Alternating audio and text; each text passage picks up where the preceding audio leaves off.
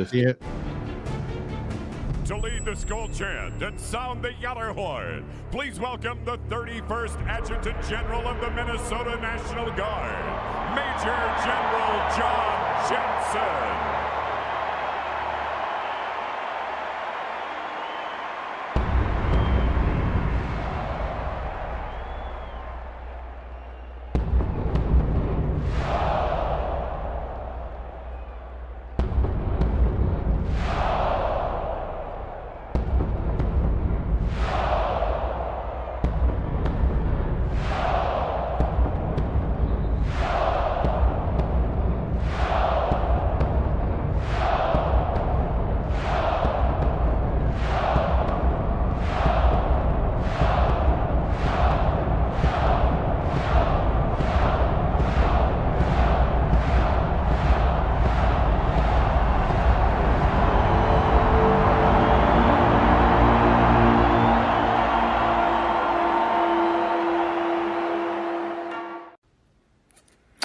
Well, hello, this is John Randall, Minnesota Vikings legend, and it is my pleasure to say, Minnesota Vikings fans uncensored, are you ready?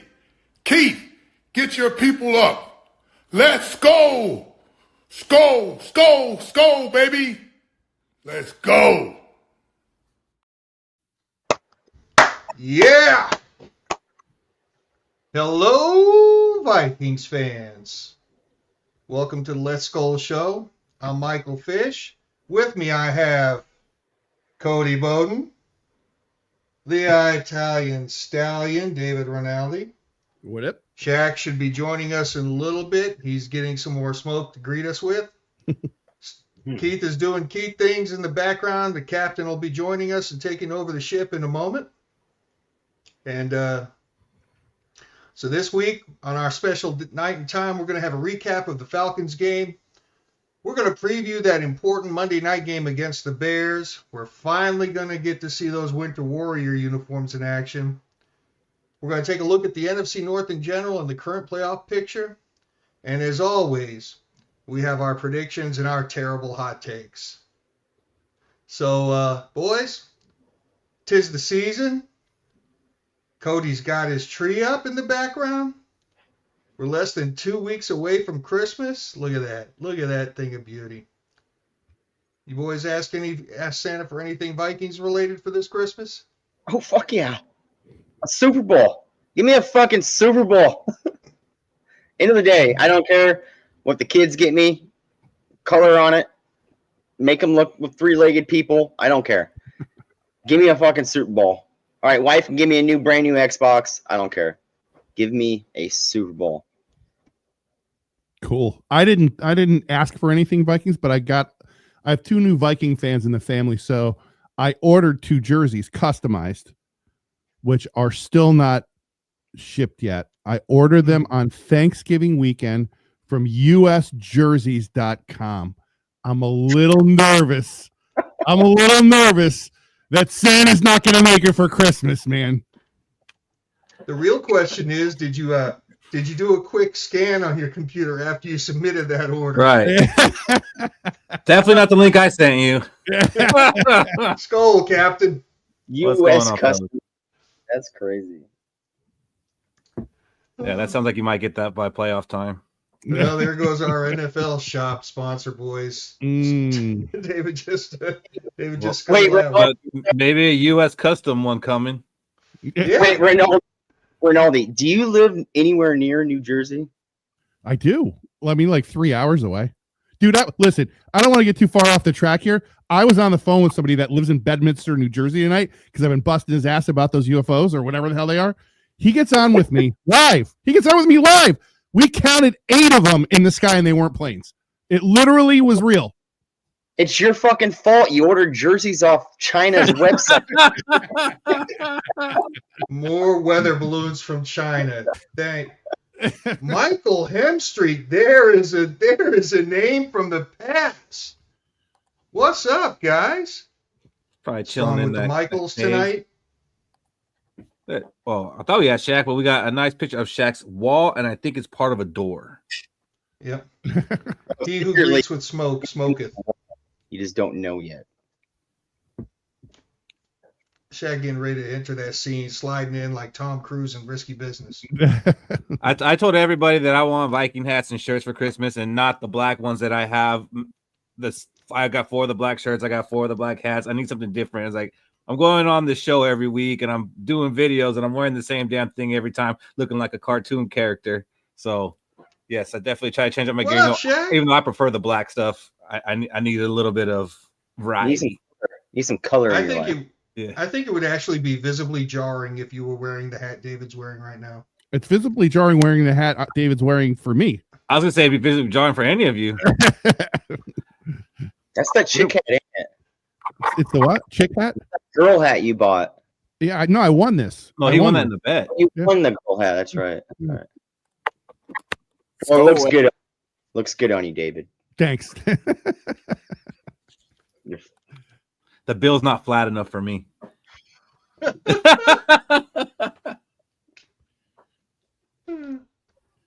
up, Shaq? What'd you ask Santa for? Oh yeah. What'd you ask Santa for? Shit. What did I ask Santa for? A Super Bowl? Well, he can't get you and Cody the same thing. Sure he can. Who wore it better? That's what we call sharing. You know, if he gets Cody the Super Bowl, that means I get a Super Bowl, and therefore, you know, that's less mileage on his sleigh. Got that economy. So I asked Santa for next year to actually be our year. Why next year? Why next year? I'm just kidding. You meant like February 2025?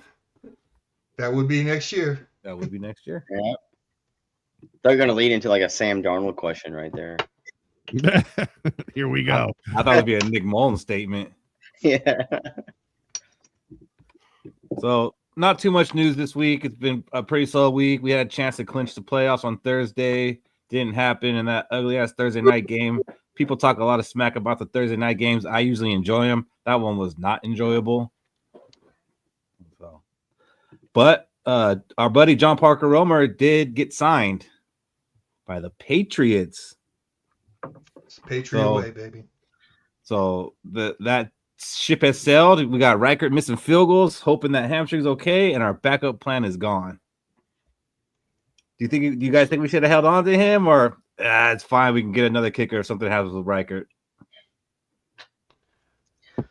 No, I think Reichert's fine. I mean, good for Romo getting a job after this place. You know, UFL kicker, right, and then getting a job after he leaves an NFL team to another NFL team, because nobody was going to pick him up when we cut him or waived him at the beginning of the year. Now he kicked for us, did well enough. People are desperate for kickers. They pick him up. Awesome job for him. I don't think we have a problem with Will Reichert. I think it's coming back from the injury. He's going to be rusty, right? It's kind of like what we thought he might have been coming into the season. Like he's a rookie kicker. Is he going to be automatic? Right? He was automatic for us at the beginning of the year. Now he's back off an injury. He's probably going to show some rust. But I fully expect him to be coming back for the Bears game, and that's going to be lining up with one of my hottest takes of the year. Yeah, Will's got a huge leg. I ain't worried about it. And had Romo actually gone to an NFL team, I'd feel worse about it. But I mean, the Patriots, come on. Wow. Firing shots. Those same Patriots, they actually released our man KJ Osborne. And he was signed by the Redskins. Like, they actually claimed him off waivers. I saw a lot of Viking fans that wanted us to pick him up. Why? He knows the offense. Does Jalen Naylor not know the offense? Is KJ Osborne that much of an upgrade to where we need to make a change? Well, let me just tell you, my knee-jerk reaction was no. And then I dove into it a little bit on it and shared it with you boys. But in the years in the years 21, 22, and 23, KJ Osborne averaged 63 receptions for like 615 yards all over the course of those 3 seasons. And that was on about 80 targets per season. And our boy Naylor, this is his first year where he's actually playing, and he's done 27, 29 receptions for 270 yards, something to that effect. 5 touchdowns apiece. But I mean, that seems like an awful big difference in production to me. What about JJ's production this year versus previous years? Yeah. More touchdowns, less yards, Less catches? less catches. Addie's doing okay though. Yeah, but I don't think he has as many catches as he had last year No. at the same point. So I'm just saying it's kind of in the offense too. It's not just Jalen Naylor's not putting up KJ Osborne numbers. He's just not getting the same amount of opportunities as KJ Osborne. Yeah. Yeah, Go ahead, Cody. it's going to be kind of hard for so like wide receiver threes, good numbers are like around 600 to 800 yards, unless they put up that one magic year like Steve Breston did back with the Cardinals when they had 3 1,000-yard receivers. It's hard to put up that magic numbers of yards. For a wide receiver three in our offense is tough because now you're fighting opportunities, like you said, Keith, against Hawkinson, Addison, JJ. KJ was a big his yardage ticked up most when JJ went off the field, right? And then when Addison went off the field, his numbers ticked up. And if you look at the stats from when Naylor, because I looked him up, when Naylor was playing and when Addison went out, right, he had better stats in missing games from a wide receiver 2 than what KJ did from a missing wide receiver 1. So I think Naylor is the wide receiver 3. Even though I love KJ a lot, I like what he was doing without our wide receiver 1. I do like Naylor a lot more. He brings a lot more dynamic and he brings speed. Yeah, I think he rips the top off better too, catches touchdowns. But I think the thing that the coaches always said about KJ was, and it's hard for me to quantify it because who's watching this, but as a blocking wide receiver, I heard he did a lot of dirty work, did a lot of picking, did a lot of blocking. Hard to quantify that, but he was a stouter guy, so it makes sense. I do remember hearing that. And I was not comparing Justin Jefferson to KJ Osborne by any stretch of the imagination.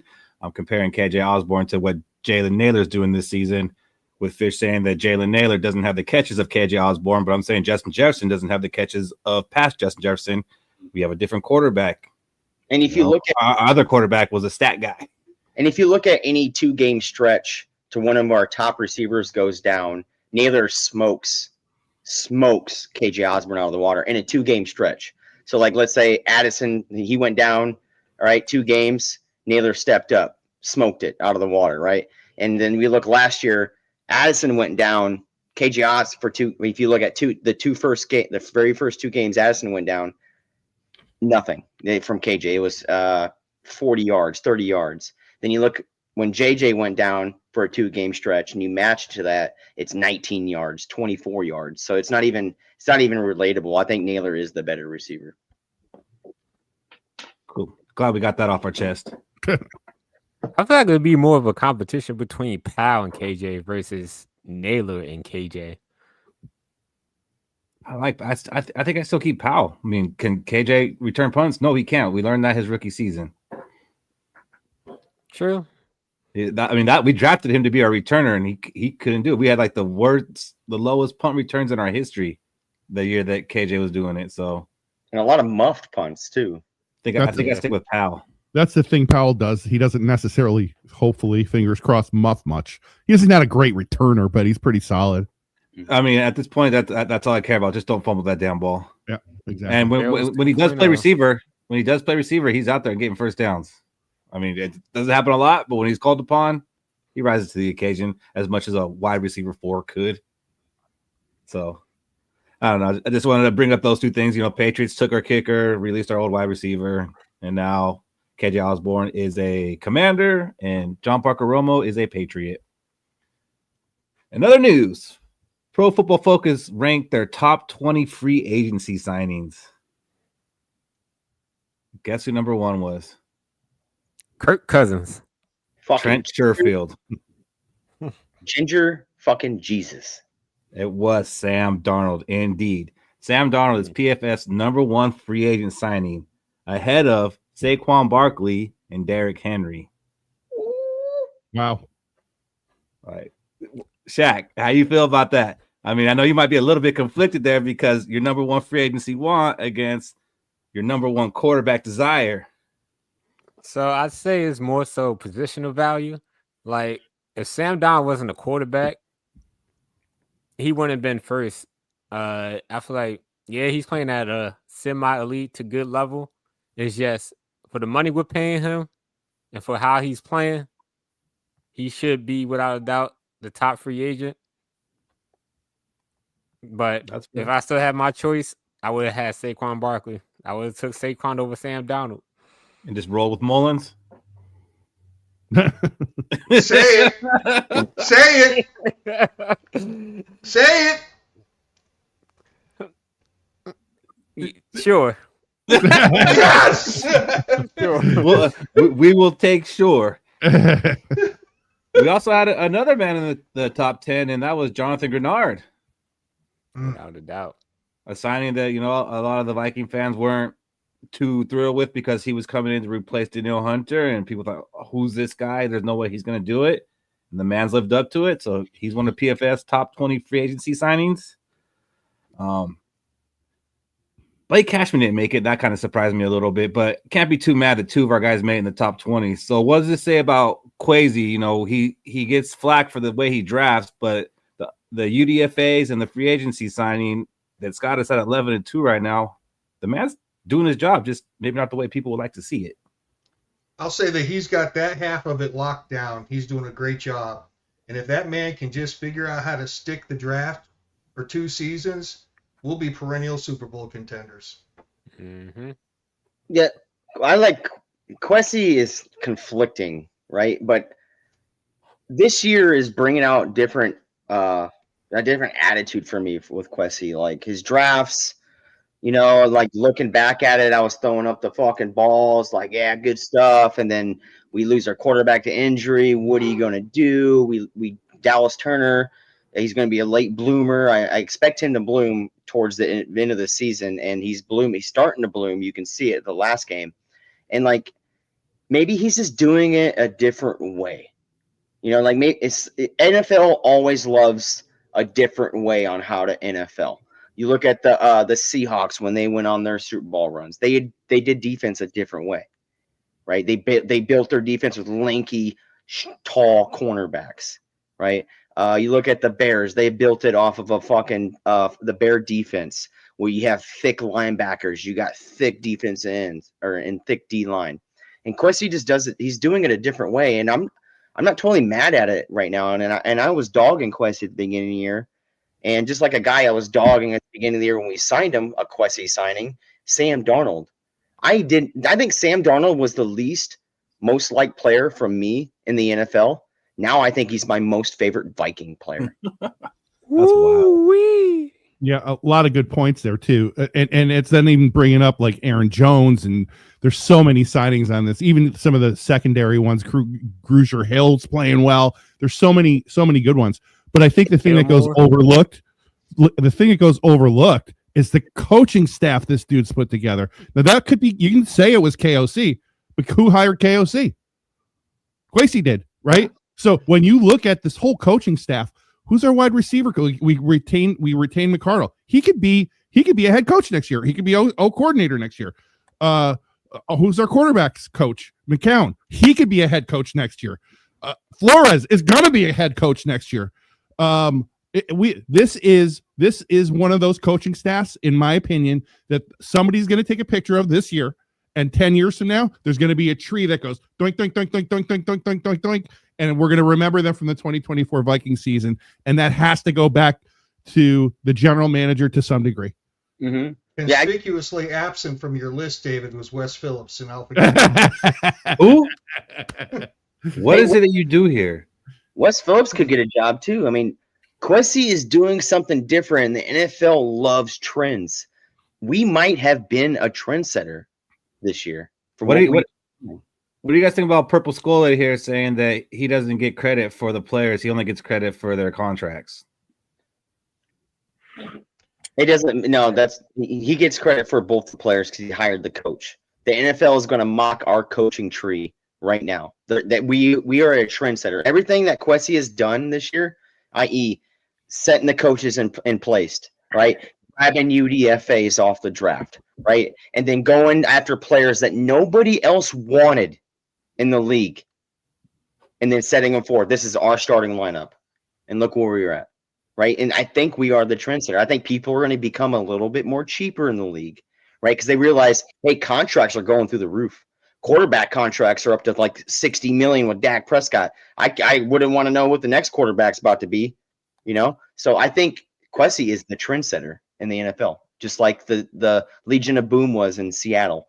That's how we're going to draft cornerbacks from now on.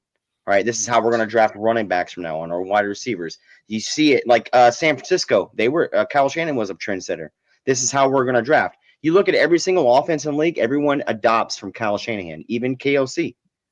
Right. So what Kwesi did this year? Hold on. So Purple Skull, you're saying that Flores tells Magai and Kwesi does nothing, no scouting, no looking at it. Yes, okay, I will go get him. I will make that work. KLC says he wants to. Okay, yes, I'll go get him. I'll go make it work. Then obviously you didn't watch the draft videos, Leonard.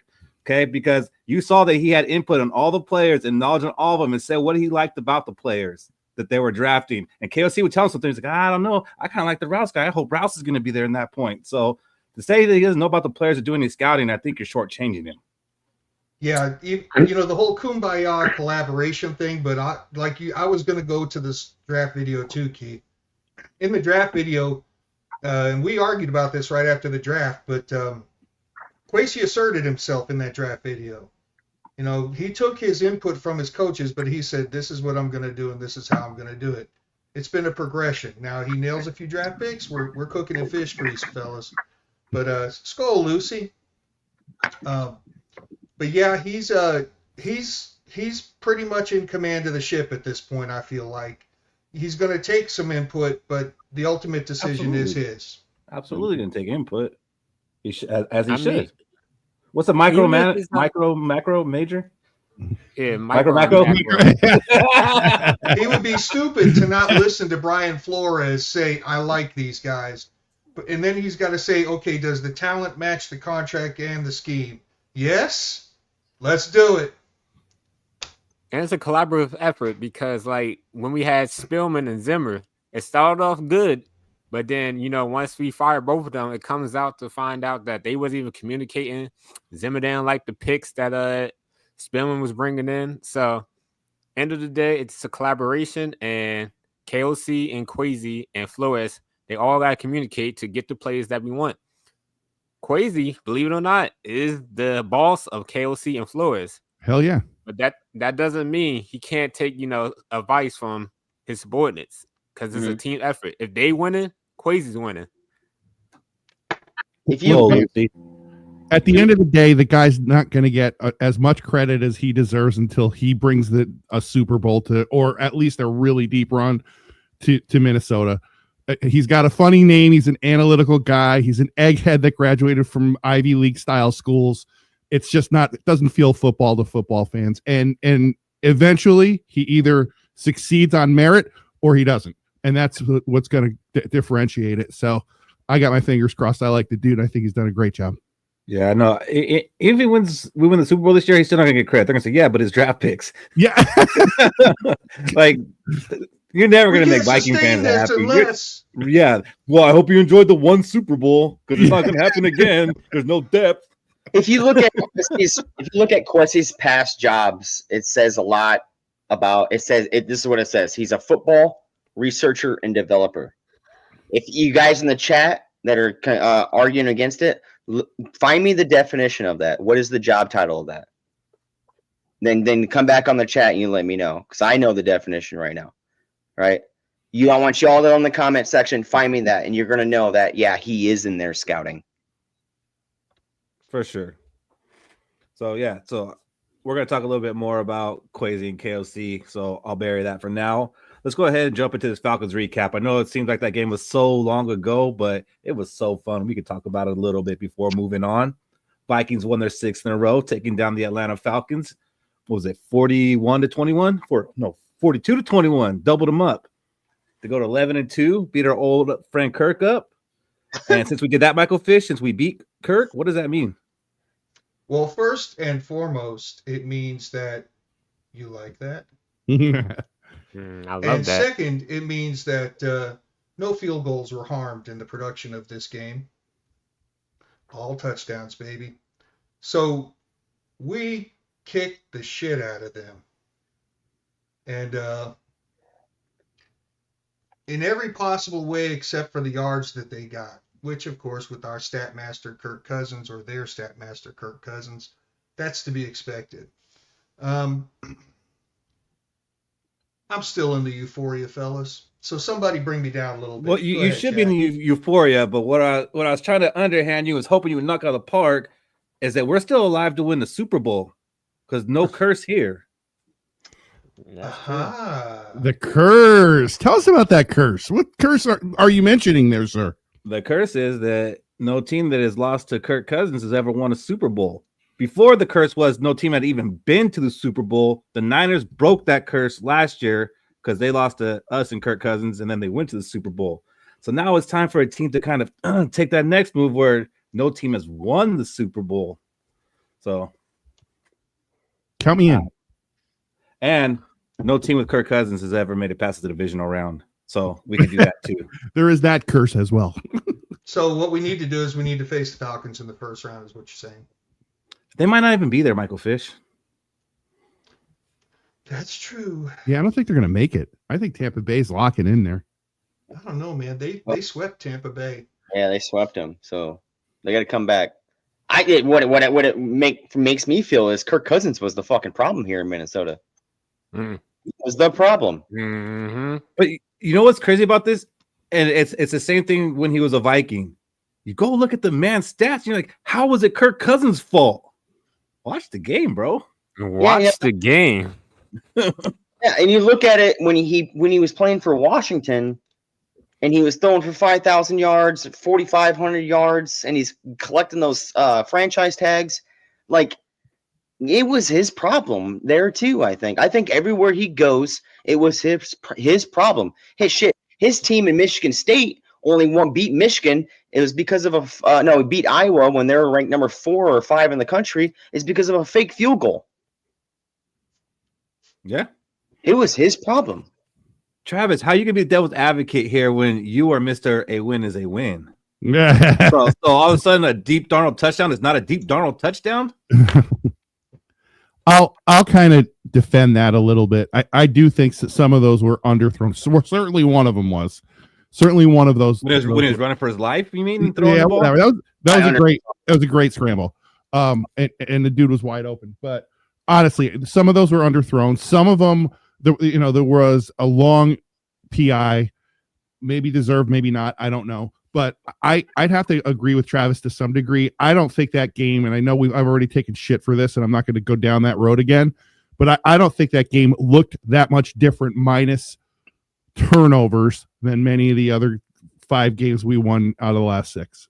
Okay. So wait, hold on. Now we're critiquing what the passes look like. We're not talking about how it was 5 touchdown passes and 0 interceptions. We're talking about how the ball looked. This is what I'm talking about. Kwesi can go win us a Super Bowl, and you're going to talk about that. Oh, but he can't draft. It's like you're going to nitpick at everything. And I'm not coming at you, Rinaldi. Only slightly. Mostly the comments is what I'm coming at. Mostly the comments is who I'm coming at. I was like, it doesn't matter what a Viking does.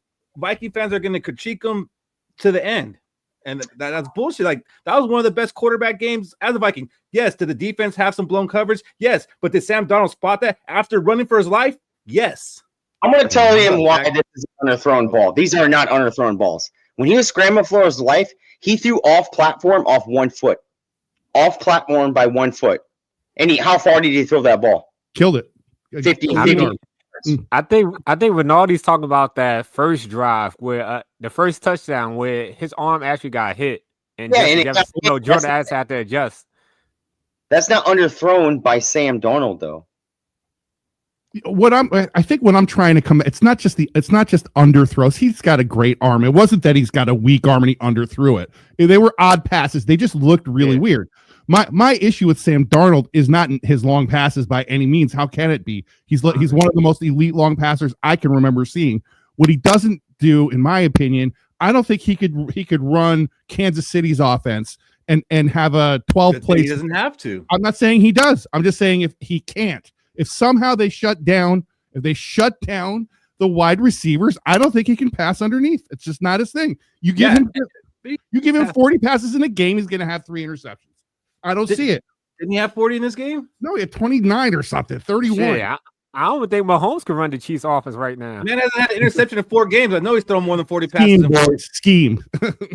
I love when Rinaldi's camera zooms in on him. And this is the team he's in. This is the team he's playing for. When he's playing for the Raiders next year, I'm not going to give a damn about Sam Darnold. You got to win in a lot of different ways. I think there's one way he can't win. That's it. And timing. I feel like you could add to that. Yes, you take away all of his weapons, then yes, maybe he can't win, Rinaldi. But so that, everything he has. No, I didn't say take away his weapons. I said scheme to make short, long, sustained. Take away his weapons. If they shut his receivers down, which are 2 of the best in the NFL, if you take out those 2 best wide receivers in the NFL, then yeah, he's gonna have a problem. Yeah, he just might. And I could kind of So look, the ball just kind of bounced our way. We got everything kind of worked in our favor in this game, even when things didn't go right. 2 weeks from now, that severely underthrown touchdown pass to Addison could just be floating up there for a safety to pick off. It could happen, right? It just so happened Addison adjusted well. It happened. It went our way. His arm was hit. And maybe in that same game, Shaquille Griffin will actually get his interception. So you can go what if on both sides. Yeah, I'm just saying it all worked in our favor for the most part. The ball bounced all season, baby. We're 11-2. What about when maybe in your favor? You said he can't hit the underneath routes or anything like that. What about the last game when we drove the field in the last drive of the game and scored? Yeah, I just don't think it's his scheme. It's not a scheme fit for him. That's all. For us, and we won. Yeah, he had one drive that way. Is that his game before? What did he do the game before? Not that. That's not what he does. Just a couple of weeks ago, the narrative was that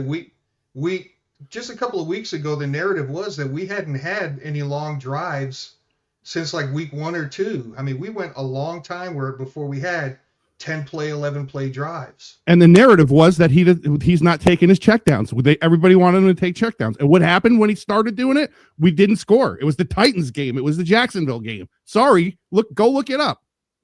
Look up for the game when he went 90 yards down the field to score a touchdown. That's what they've been doing now, man. Listen, yeah, he has had 2 98-yard drives, but his passing is intermediate to long. He's great at it. Look, it's not a secret, dude. I don't even know why this is an argument. He did throw a little swing. He can't do something. That's I didn't say he can't do it. It's just not his scheme. It's not his forte. Not his strength. Yeah. It's not his cup of tea. Yeah. I had to go rewatch those games a little bit. You all do. But I will say this. I was watching the game with my roommate, and he did say our offense looks like it's all or nothing. And I basically said, yeah, that's pretty much it. It's either we scoring on a big play or we going 3 and out. Man, it was all or nothing in this game. It was all or nothing in the other game. Man, he can chuck the fucking football. But when let's throw that ball. The Titans game, right? He missed Addison on the slants. And the game before that, he missed Addison on the slant, right? I think he was already coached on that, and you can see it in the last 3 games that he's been doing it. You've been seeing it. I'll agree with that. And he's our top 10 in first downs per game, so I don't know how they're not extending drives. They had like a 3-game lull in the middle where, yes, they were doing a lot of 3 and outs, but for the most part, they've been converting first downs, and especially on third down, they've been badass. So, like, again, they're top 10 and getting first downs per game at 21 per game. So I don't know about this not getting drives all or nothing stuff. There was like a 3-game lull. Like it was the Rams game. I think it's where it started. Yep. And there was a couple games after that. And I was getting mad. I was like, man, we can't keep these guys on the field and our defense is on the field too much. But then we got back to what we were doing the first 6-7 games. It's the heat of the moment is what we're watching. We are going to talk a little bit more about Sam Darnold, but what did you guys think about Kirk Cousins getting booed? Did you think it was going to happen? Did you feel bad for him at all or good? Loved it. Cody? Loved it. I was a big Kirk stan when he came over. I thought he was the piece. I thought he was going to win us a Super Bowl after 2017. And I watched it, and I still had belief in him in 2018. I had belief in him in 2019. Shit, when we got Justin Jefferson, because I wanted Justin Jefferson, I thought I had to believe we were going to go to Houston, still the missing piece. But 2021-22 came around, and I was kind of, I don't want Kirk Cousins no more. 23 came around, I was like, oh, Kirk is making it. He's playing like he is, like what I thought he would be. Finally, he's doing it. And then he got hurt. And then I'm like, okay, is Kirk Cousins just a 1 year, 3 year off guy, 1 year, 3 year off guy? Or is he a 2 year on guy, 3 year off guy, 1 year on guy? Like, I didn't want that. And it's typical for a Kirk Cousins season. He's a 3 game on guy, fucking 3 game off guy, 2 game off guy. He has those stretches. I don't want that no more. So, and I'm happy that I can turn over to be a Kirk hater. Like, thank you, Kirk, for your service. But you know what? You were the fucking problem. I've seen it that game. Sam Darnold beat your ass handily, and we're doing it with undrafted free agents, and we're doing it with throwaways that Kwesi picked up for the defense. All right, Metellus was a 4th, 5th round pick. Yeah. Threw it right to him. Hey, what's up? What's up, 4th round pick? Let me throw it to you. Like, and you saw it, and it's just like, oh God, thank God I turned over to be a Kirk hater. To be fair, Kirk had a lot of 5 touchdown games here too. Yeah, wait, no, he didn't have any. None. I'm about to say, I don't remember that. I don't remember that at all. Yeah, none. It was actually the first 5 touchdown, 300-yard game since Dante Culpepper for the Vikings. And for that effort, Sam Darnold was named NFC Offensive Player of the Week. Well deserved. Might be on his way to Offensive Player of the Month. Again. Might be on his way to MVP. That's funny. Got back to Sam Darnold. I'm talking about Boone Kirk Cousins. We're over Kirk. Couple of other guys who had big games. How about Mr. Anorexic Jordan Addison and Justin Jefferson? The anorexic thing is kind of a little inside joke. I don't really believe that. I don't subscribe to it. Free 3. What's up, Cody? Wait, you seen 2 number ones? I'm seeing 2 number ones. 2 number 1. I think Addison graduated last Sunday. I think he graduated into the 1. Like, I think he graduated into the T. Higgins status. Where if T. Higgins leaves this team, he's going to be a 1 in any team, on any team in the NFL. I think he graduated this much. Shaq, do you finally agree with that? Do I finally agree with that? I said that shit coming out of college. I said, watching him at USC, I'm like, if Jordan Addison get a chance to develop into a number 1, he could do it.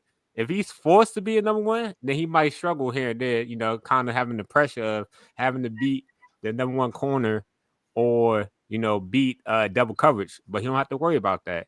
And I think he's still growing. We're not even seeing his prime yet. Man, so we got one guy that was defending Kirk in here, and it's the same guy saying this. He loves Kirk, hates Addy. We are a fucking doomed species. Jesus. So the important thing about Addy's development and emergence is, for all of you who don't know, in our group chat, we've decided that if we win the Super Bowl, that Keith will do Addy's dead arm touchdown celebration live. Nice. I love that touchdown. I mean, you weren't here yesterday, but yeah, we decided it for you, Keith. I mean, that's better than the gritty.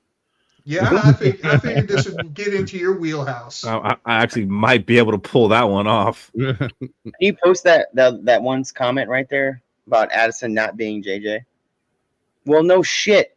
JJ's he's going to be the greatest receiver of all time. I'm second on 1, right? So I can say no shit. 1 regardless, but JJ's 1A. We got 1B, right? There's nobody at JJ status at all. Not even Jamar Chase. I don't think Jamar Chase is even at JJ's. Jamar Chase can run a nice little post. Number 1. Jamar Chase can run a crossing route and a streak. Hey Steve, what do you consider a number 1 wide receiver? Put the credentials for a number 1. Hey Travis, you might need to explain this to people that don't know that you're a teacher. So for those of you who might happen to be anime nerds like me and Shaq, JJ is S class, Addy is A class. A class is still a 1, but it's just not S class. Moving on. They watch tier list on YouTube. I know they know what S and A means. You sure they watch YouTube? We just got them on YouTube. It's a new adventure to most of these people. That's true too. So they're only the 10th pair of wide receivers in NFL history to have over 130 yards and 2 touchdowns each on the same team, and only the 5th time in the last 33 years that that's happened.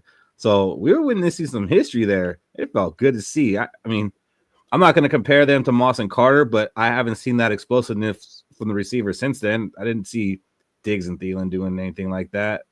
That's probably like the last pretty good duo that we have. Is this becoming the best duo in the league?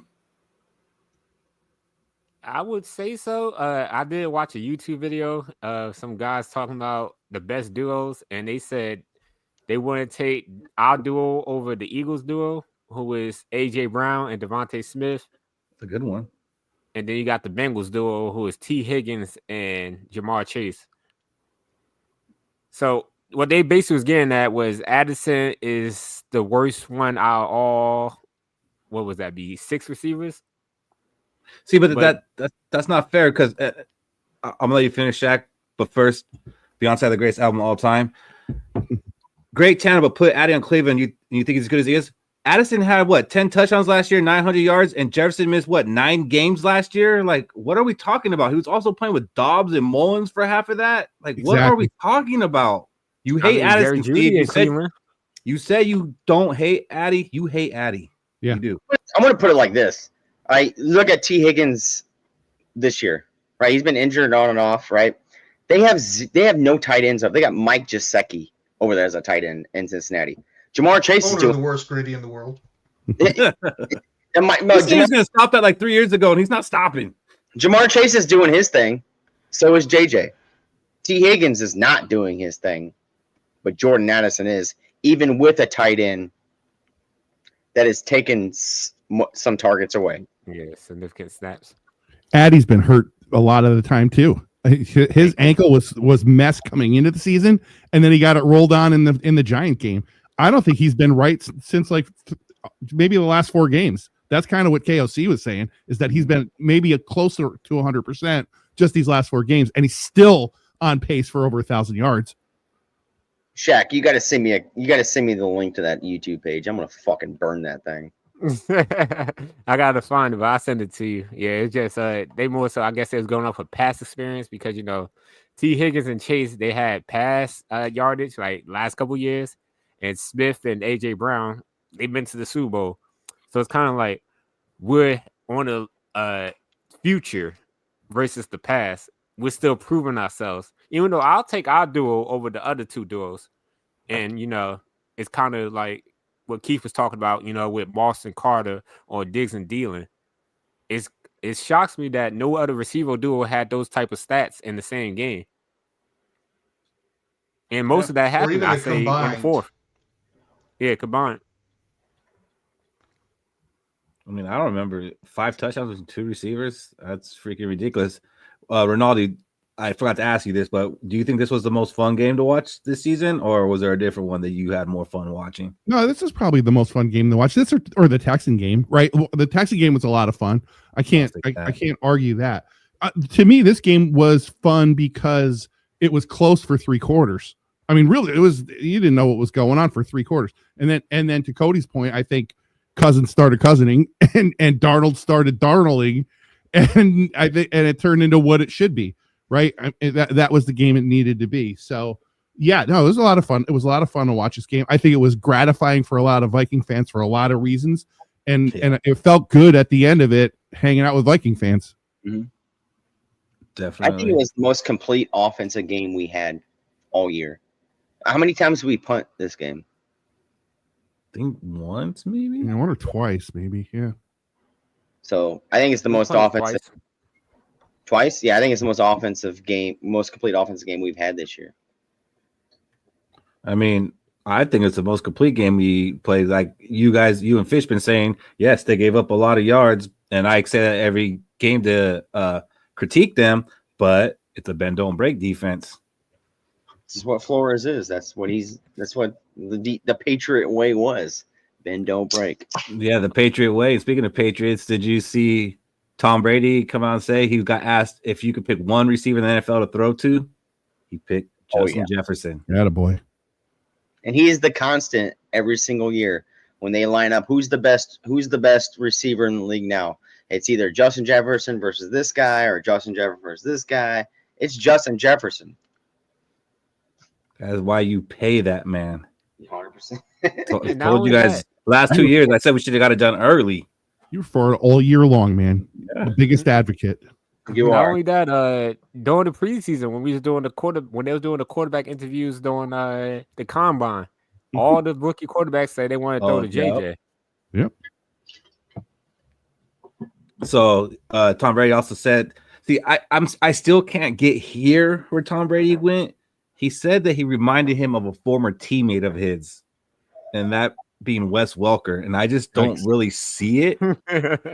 No, he said Randy Moss, and I don't see that comparison. I really don't, except that they're both really good receivers, and they could beat you in different ways. But I mean, 10 out of 10, I'm taking Randy Moss, and Randy Moss has actually been going through some stuff. Fish, you want to let us know about that?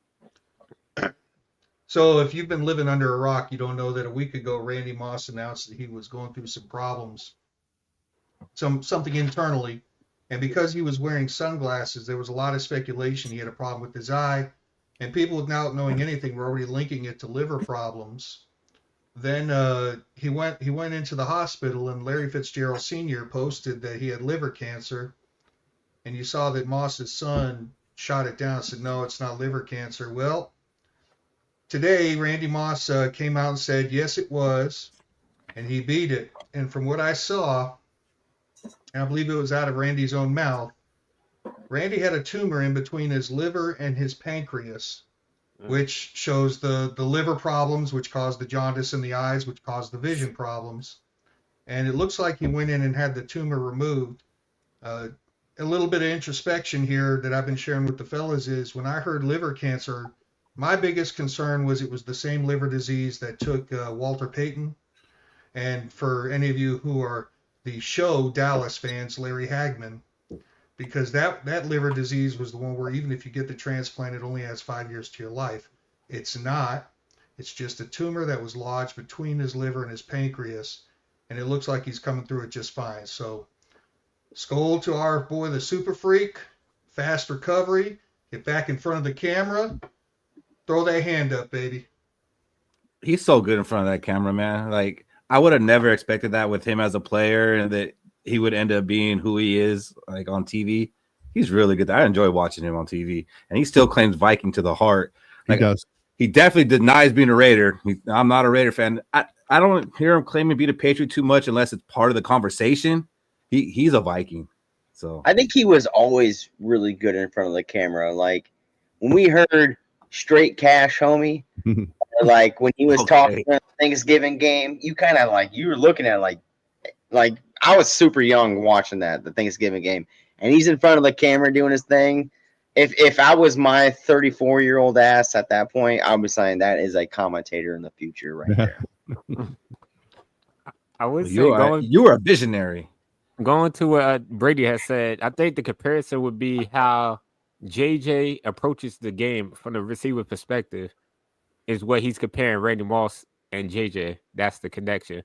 Like how they approach the game, understand like how to beat coverages, understand how to put their quarterback in a better position to, catch the ball or making sure they don't throw it into triple double coverage, or even if they do throw it into triple double coverage, giving the quarterback the best chance to get a completion. That's one aspect I'll say number one receiver does do more often times than not is, if the quarterback needs you to bail him out, he's going to throw a ball up in the air, and the number one receiver will more times than not come down with that ball, no matter how good the coverage is. Let's do a Vikings GOAT wide receiver criteria status. Like, let's talk about route running, jump balls, streaks, they're taking the top off, and short routes, medium routes to deep routes. And let's compare the two. I think it's going to be really, really close. I just don't think so, because he's never going to be the red zone threat that Randy Moss was. He's never going to take the top off like Randy Moss did. And the go up and get it, yes, and everyone's gonna say the Buffalo catch, and that's the only one you're gonna give him. Moss to go up and get it every time. Moss is running down with the cornerback on him, waving, "I'm already open" down the sideline. Still got route. We still got route. Just throw it running. up there, dog. What We about still the got- catch against the Rams? That still wasn't got a good catch. No, that wasn't a go up and get it catch. We still got Yeah. route running, release, That intermediate. wasn't. He didn't jump for that. Yeah, you're just Now- talking point of attack, and there's no question Randy Moss was the point of attack guy, without a doubt. But you still got so many more characteristics to a wide receiver. So I see where Tom Brady's coming from. Yeah. You still got. I mean, yeah, he takes the top off. He's a jump ball magnet, right? And I'm not saying that Justin Jefferson's not already a Hall of Famer. Like maybe 2 years ago, I wouldn't have said that. I'm buying it. Yes, he's a surefire Hall of Famer, but he is not Randy Moss, and the styles But are just completely He's a different. version. I say he's a different version of Randy Moss. And I'm gonna stick to what I've always said. He's closer to Chris Carter than he is to Randy Moss, and there's no slight with that. Chris Carter's still top 5 in the NFL history to me. But you can explain your goats either way, right? Like if Tyreek Hill versus Randy Moss, who's the best? Randy Moss. Randy Moss is the best ever to do it. Or Vikings fans, right? Well, Randy Moss. Was No, I as stopped being a fast Viking as fan Hill. for that question, and I answered it correctly. I like that. All right. I'm gonna look at the GOAT criteria because we're talking about the GOAT. We're not talking about who are the top 10 wide receivers in history. You're asking for the GOAT, right? I'm asking. Who Randy- changed the league? Who changed the league? Randy Moss did. Who With changed? back shoulder throws and high pointing the ball. Yeah, that's two. You got high point's a good one. That's a good characteristic to a wide receiver to have. But if you line up characteristics to wide receivers, I think you're going to see a little bit more closer than what we are looking for. Depends on how you do it, Cody. To me, Moss's dynamic, his dynamics were bigger. Like he was so good at the few things he was great at. They were off the charts. I do think that if you took every single piece, I get where you're going with it, because if you did that, you'd have to give. I think JJ is more well-rounded than Moss was. I think that if That's- you use that's what I Cody's thought. argument, you could compare Kirk Cousins to Tom Brady in a favorable. Well, you could. light. Well, you could compare anybody to anybody. You're not wrong. I mean, I get where you're going. One just got the refs. One's got more interceptions, and Tom Brady's retired. Come on, man.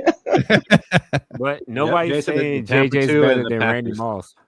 It's just Randy I Moss can't compare was them. a go I can't even- a go receiver who nobody could stop his go route. Everybody knew it was coming. Everybody knew he was going to throw it deep. They triple double teamed him. Randy Moss came down with it. But you could also throw them the JJ jump on the end zone. Yeah. But Yeah. this is how we do the Randy Moss thing, right? I think Randy Moss is the GOAT. Honestly do, right? Because I grew up watching him. But if you look at the new kids these days, the new generation that are watching, they're going to say Justin Jefferson is the GOAT. Yeah. You know what I'm saying? And then Look this at is that. the, Well, then they're going to be wrong. this is where They're you have to gonna put say, look at the stats. So everything. Cody, just show them footage of Randy Moss returning kicks, and that'll change their mind. No, it won't change their mind. They won't get it, man. Yeah, they'll never get it. They're going to No. say, look at the stats. It's the LeBron versus Michael Jordan argument. That's what it's Sure. going to be. Watch So, the tape. like, you have to put characteristics up against them. What are the characteristics of a wide receiver, and then align them up? I'm just saying it's going to be close. Randy Moss is my GOAT because I grew up watching him. But the characteristics to a wide receiver, to a GOAT wide receiver, characteristics: route running, high pointing, release, intermediate route running, short route running, deep route running, high or jump balls in the end zone, red zone targets. Like How about route running? I got Moss like 8-2 right there and everything you said. Yeah, you got him in Jefferson's a better route runner. Jefferson's a better route runner. intermediate route runner and short route runner. George, go home. You're drunk. But he is great. Anthony Carter But was we great. appreciate your enthusiasm. Yes, Anthony Anthony Carter. Rice. I wasn't old enough to watch Anthony Carter, but I know those highlights. All right, let's put a bow on this Falcon game since that's what we're still talking about. Cody, what are your final takeaways from the game, and who's your game ball going to? Final takeaway, mine's the obvious game. But final takeaways of this game is Kirk Cousins was the problem in Minnesota. 100% was 100% the problem, and another takeaway is we might have a really, really good quarterback, right? You think about it, he's Sam Darnold, right? He's a top 10 pick. Isn't he a top 5 pick? Top 3. Top He's number 3, three. wasn't he? 3 pick? He's playing like it. And you look at him going over to the franchise he started with the Jets, garbage franchise. Even Aaron Rodgers can't fucking resuscitate that franchise, right? He went to the Panthers. He did well for the 4-game stretch he had, but he did well with nothing. Like he had DJ Moore for 2 games of that 4-game stretch when he did play, and then it was a good stretch. And I'm looking at Sam Darnold as the biggest hater. Towards Sam Darnold when we signed him. I think he's the best Viking next to Justin Jefferson on this team right now. He's my favorite Viking right now. Wow. And game ball is going to Sam Darnold just because what I've seen the past 3 games. The dude will give me the ball, final drive, Sam Darnold scores. That's what he does, right? And today, last week, 5 touchdowns. 5 touchdowns. 2 receivers over 130. 2 receivers, multiple touchdowns. Without making this a big conversation, Cody, are you extending Sam Darnold for multiple years right now? I'm extending Sam Darnold. Yes, I am extending Sam Darnold right now. I'm either extending him or I'm franchise tagging him. I'm going to franchise tag him because you're going to send me an offer that I can't refuse for Sam Darnold. Then, yes, I will take the regression. 3 years, $100 million, fully guaranteed. You doing it? 100%. Woo-hoo-hoo-hoo. It depends. Cody's kind of been on the sign him for 1 year, at least 1 year the whole time, but now he's totally buying into this is our guy for the foreseeable future, and let's go ahead and Jordan Love JJ McCarthy. Someone in our group chat was saying, what if he plays for the Panthers, or if you put him on the Panthers or the Jets right now? They put Patrick Mahomes on the Panthers. That team ain't going to fucking go to the playoff. I guarantee that. I will guarantee that. Like, the dude is playing out of his mind. He's a top 3 pick for a reason, and he's finally playing like it. And I hate that argument, Cody, because it's just like, Case Keenum had a great season for us in 2017. But it's like, what do you do on the Broncos and the Redskins and the Browns? I don't give a fuck. Yeah, nobody can play for those trash teams. He did good for us. He did good for the Vikings, the team I root for. In our system, our scheme, our players. So Case Keenum played lights out. Then he went to the Broncos, was zero help around the offense, and he was trash. Well, they won one more game than they won the year without him. So he did improve them. Yeah. With that trash. Who do they pick up in the draft the next year? Surtain, right? I don't know. Not that year, no. Michael Fish. Enjoy that beer. Rinaldi, your final takes, and who's your player of the game? Both, huh? Final take is the Vikings give up less than one turnover or less. They're going to score 30 points, and we always hold everybody to under 23, except for maybe one game when we gave up too many turnovers, right? So the reality is that was the game. That's the template. That's what it's supposed to look like when you win a game and you're the Vikings. That's what it should look like. You score plus 30, you give up less than 23. There you go. It's what it is. Game ball. I mean, to me, that's gotta be Justin Jefferson, man. I know he didn't have the highest. He opened everything up. It's like I took the chalk this week, but is it really taking the chalk? The dude hadn't scored a touchdown in 5 or 6 games. There's gotta be something. There's gotta be something to seeing your leader succeed that makes everybody else want to succeed. And make no doubt about it, he's the leader, and everybody was super stoked for it. So as far as team, and everybody talks about the culture of that team and how good they've made it, he's one of the reasons that culture is as good as it is. And when he succeeds, the whole team succeeds, and we need to see more of that. So kudos to you. He gets the game ball for me. Hey, Jason, this is not about Sam being nice when I say 3 years, 100 million, which is, a little more than 30. It's 33.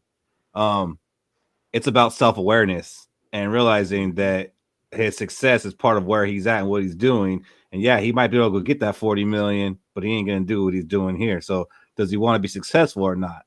That's the question. Does he have that self-awareness? What about you, Shaq? What's your final takeaways from this game and your game ball? Okay, before I do my final takeaways, piggybacking off what you just said, that also will benefit Sam Darnold if he signed like a little 2-year, 3-year contract with us, maximize his value before he try to get one last big contract with another team. So it'd be less of KOC helping him get better, and it would be more so on Donald learn knowledge, learn skills while he's here, getting better to be a quarterback, getting the good coaching while he's here for future reference.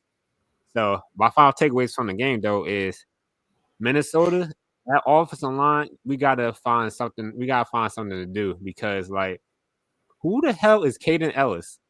I haven't heard that name until we played the Falcons, and then this guy's lining up everywhere, getting free blocks, not free blocks, but beating the blockers. It was one play he just ran to CJ Ham, and then Sam Darnold had to do a little spin move. I'm like, yeah, this is not good. We got to find some way to protect Sam Darnold because if he's not maneuvering in that pocket, it's going to be just straight sacks and 3 and outs, and I don't like that. It doesn't look good for our offense. He's been gangster here. So my game ball will go to Jordan Addison, the anorexic from USC. His stats from that game: 8 receptions, 133 yards. His long was 49 yards, and he had 3 touchdowns. Not many receivers get 3 touchdowns in one game.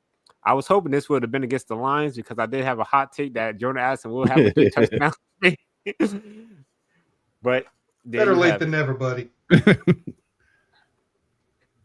All right. Well, for me, my takeaways from this game is that we are a good football team. I'm still not buying into the win is a win, but we do find ways to win, and I'm happy and I'm content with it, and we're good, and we can go into the playoffs and we can win some playoff games. I do think that we have turned the tide from being a defensive-oriented team into now I think we're offensive first. And in the early parts of the season, I said we can't expect Sam Darnold to win us games. We just got to expect him not to blow games for us. I think now we can kind of lean on Sam Darnold a little bit to actually go through and win us some games. And the defense is still good. I believe in that defense. We have a top 5 to 7 defense, I think, still. But it's not the same defense to play the first 5 weeks. And that's fine. That gave Sam Darnold a chance to become who he is. Then we had that little lull in the middle of the season where we lost a couple games. And even the games we won, they were close, not looking good. But that was a transition into us becoming an offensive team, and now we're that team going forward, which we thought coming into the season we'd be an offensive team. We got Addison, we got Jefferson, we got Hawkinson, we got Aaron Jones. Sam Darnold should have succeeded with us, and now the last couple of weeks he's exceeded those expectations. We are an offensive team with a better defense than we've had in a while. So we're a good football team, and we can win playoff games, and we can compete to go to the Super Bowl. I think Can I say this one thing? I think that's a really good problem to have in this league. You came out hot on defense, right? Offense was trying to make corrections. Offense made the correction. Now offenses are figuring out our defense. Guess what gets to happen this time around? The defense can make corrections. Yep. So I think that's a really good thing to have from flipping back and forth. Because now we're going to go into the playoffs and we flip back and forth. Our corrections will be made into the playoffs. I'm not mad at it at all. I think it's a good thing because our defense doesn't suck now. It's just our offense have kind of taken a step up above them, and that's cool because you got to score points. And then if we go into the playoffs, we have a good enough defense where if we can score 24 plus, we should be winning the games. And we should be able to do that with the team we have on offense. My game ball is going to Josh Metellus for just being Josh Metellus. He's out there. He had 7 tackles. He had the interception on Kirk. He was just around the ball every play. I think he played He played 5 different positions. He was on the defensive line. He played cornerback. He played linebacker. He played safety. He lined up everywhere. So he had a good game. I think he only gave up 1 catch that was against him. So good job to Josh Metellus for just being Josh Metellus. I want to also give a shout out to Gabe Murphy, who I'm gonna be honest, I didn't even realize he played in this game until I read about it. Then I had to go back and watch him play a little bit. He had 1 tackle. He actually had a hit on Kirk. So it was his first game. He got 28 snaps. He got in there. He played more than Dallas Turner did. Damn it. But props to Gabe Murphy for getting into the game. Yeah, Michael buddy. Finch, what's your takeaways and who's your game ball? Here's my takeaway. We play clean football. Look the hell out. I didn't hear nobody calling us a dark horse this week. They've been saying dark horse. You don't count, Cody. You're not national media. But we are not a dark horse anymore. We're legit. We're a threat. If that defense can make corrections, can they please learn how to stop the dagger route by week 18? Be much appreciated. Okay, thanks. Bye. And I think that some teams are going to be worried about us. I think we're playing for the 1 or 2 seed at this point. I think we're going to clinch on Monday night. Sorry, Reed. I know you're chomping at the bit to get in here. But yeah, we are no longer a dark horse. We are now a legitimate threat. Nobody wants to play us, no matter what the Lions say. Who's that game ball going to? Jalen Redmond, my guy from the day we signed him. For sure. In case you all don't know, in the offseason, if you hear me trash talking a player like who the hell is he? What's he gonna do? He ain't nothing. You plan on him being in the Pro Bowl that year. Because, man, when I talk bad about a player, they seem to do really well. And shout out to Keith for finding that late gym. He gave us the whole spiel. He had to talk him up for us. He was disruptive. He had a batted ball. The fat kid did really good. Do I see him as being like the long-term in the middle guy that could anchor this defense? No, but I will tell you what. We find a monster in the middle and either put him at one of the other defensive tackle positions or make him a rotational piece in the middle. I will not be mad at that. That kid's playing well. You're right about being disruptive because he had 4 tackles, and of those 4 tackles, they went down as stops. 3 of them went down as stops. And a stop is a tackle that's considered a negative play for an offense. So it's like they didn't gain their 4 or 5 yards and get the tackle. 3 of his tackles were considered negative plays for the offense. So you're damn right about saying he was disruptive. And then he had TFL too. Yeah. Disruptive. Stop. I saw a lot of Jalen Redmond's name on social media this week, man. Which is not something you would have really expected. But like Viking fans were noticing the guy. So if the Viking fans are noticing, that's a good thing. And Julie. I would like to nickname him the Thin Red Line, but there ain't nothing thin about that kid. Ain't nothing thin about him. Fire plug. Dude is quick. Redmond is fast as shit. You seen that little screen pass they threw out and Redmond was like turned around. He turned around. He got the tackle. That was ridiculous. Redmond is a gangster. How about a red light or a stop sign? Michael Fish, were you able to get a catch in this one? Yeah. All right. If you don't know, now you know. We like to do a segment called Fish's Catch, where I look for a landmark play, the play that turned the tide of the game. And this one's a little bit different because, to David's point, up until this play happened, the Falcons were scoring right with us. It was 21-21. Kirk was getting his yards through the air. Tyler Algier was running the ball down our throat. They were staying with us, and then we scored. We went up 28-21, and on the ensuing kickoff, first things first, you may not notice this, but you'll damn well hear it if you listen. Dallas Turner popped that guy hard, and then Asamoah came in and popped him again hard and punched that ball out, and C.J. Ham recovered it, and we were able to go in and score again and be up by 2. And that's where, bam, out. Cody, what was it you used to be saying about the floodgates opening? Remember I used to say the floodgates are going to open when they open the season? This is when it happened. Yep. Yeah. That dude got pinballed, ricocheted, ball came out. And that's when the game turned. It went from a back and forth game, a score for score game, to get up by 2, cause Kirk Cousins to Kirk Cousins, bam, bam. And away we went. Yeah, if you take away this play and go back to take away the whole fourth quarter, it doesn't look like the Vikings is a for sure win this game. It looked like it could be anybody's game. And after that play, It was over. It literally was just one-sided.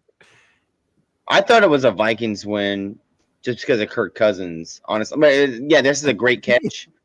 No, because Kirk Cousins threw a pick to the Medi before this, right? And we just had 1 point during that series. But it's a great catch because this great catch puts us up by 2 touchdowns, right? Mhm. Right after this. Mhm. What I'm looking at it as is if you watch a lot, if you guys watch a lot of football, like I know we're a Vikings fan, we watch a lot of Vikings football. Looking at Riker kicking the ball, I thought it was like, oh, it's his leg, that's why it was short. But if you watch it, there's been a lot of short kicks lately. They're trying to push it in the landing zone, and maybe someone's trying to figure it out, or the NFL's like, hey, we need more landing zone kicks so we can get more returns, so this rule makes sense. And it's kind of confusing why this rule's even out here. Like safety of players, but I didn't like it. But yes, this was a big catch. It's what put us up by 2 touchdowns. Dallas Turner, like I said, he's starting to show why he is here. Right, that first pop. Can I say it? Can I say it's wrong? No, not Asamoah. no. I say that. I say it Asamoah, but yeah, Asamoah for a week. For a Yes. week, it's Asamoah. Asamoah. Let's see what he does. Come on, man. He had a play. He's just catch, man. Give him some respect. I like the Not catch. giving That him his respect. is the Yeah, best. so that is the let's put some respect on his name, and it's also let's get Mike in here. Mike's been chomping at the bit. He's got some things to say. Let's hear what he's got to say about the stuff we've been talking about. Go, Mike. Mikey. Hi, Welcome back, buddy. He's in How the you guys gym. doing? It's great to see everyone here. What's up, Mike? Well, Hey, was you're I right when that stadium? lightning storm? I'm sorry, what? You in a lightning storm? No. I'm at the gym right now. I figured I'd hop on and offer some of my takes, but I'm still getting them gains in from my back. Let's hear it. All right. Was I right when that stadium was electric last week? I mean, there were Vikings fans like screaming and like chanting on and getting hyped up as Sam Darnold was throwing bombs to Addison and Jefferson. Even TJ Hawkinson along the way. And you're right about one thing. The more we trusted Aaron Jones and Cam Akers to do their thing, I think that we started to get in a groove, and that's kind of what manifested to that big win that we had. I agree. It was pretty damn electric. I still don't know if I can go as far as saying the Brett Favre game, but yes, that game was damn electric. The crowd was hyped, which was awesome to see because the week before against the Cardinals, the crowd was dead. So you were right on that call. Yeah, right. I don't know which.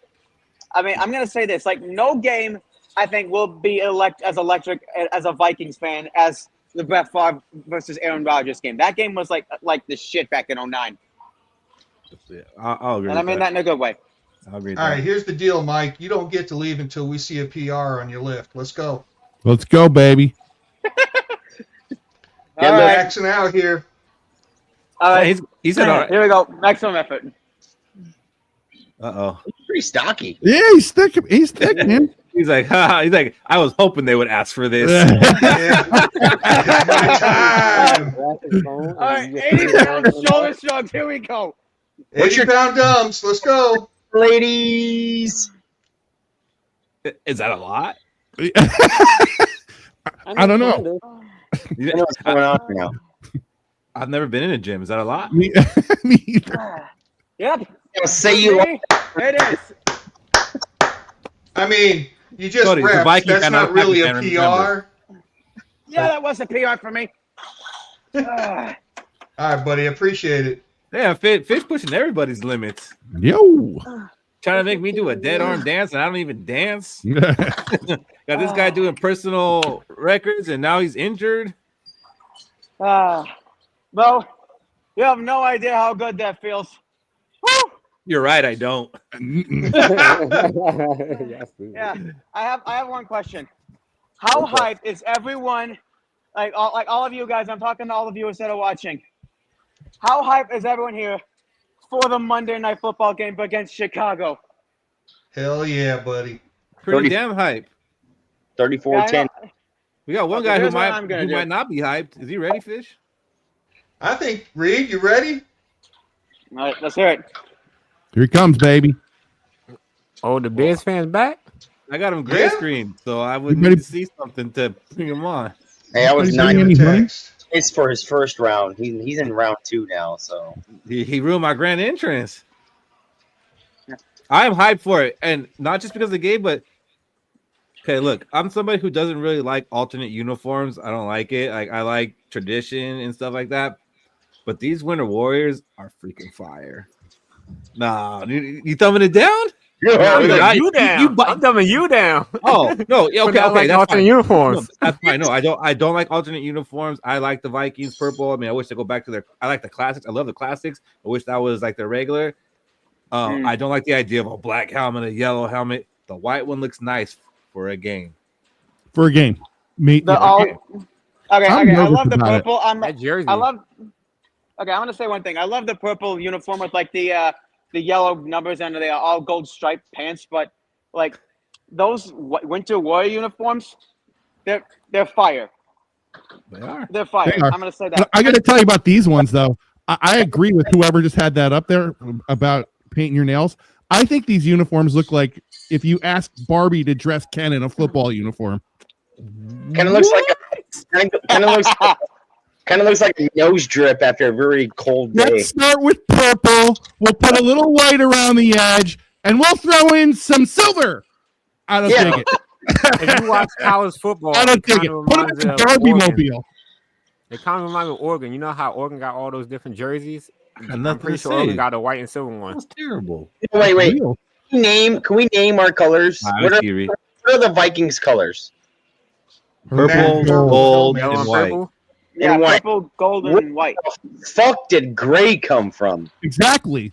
I That's the hate Winter it. Warrior. Had to make like the icicles and shit. Terrible. Wait, isn't the horn? Yeah, I don't isn't know. the horn gray? Like the little. I don't with the know. horn Oh, wait, you know No. what? We used to There's have no gray gray in the face horn. masks. We used to have gray face masks.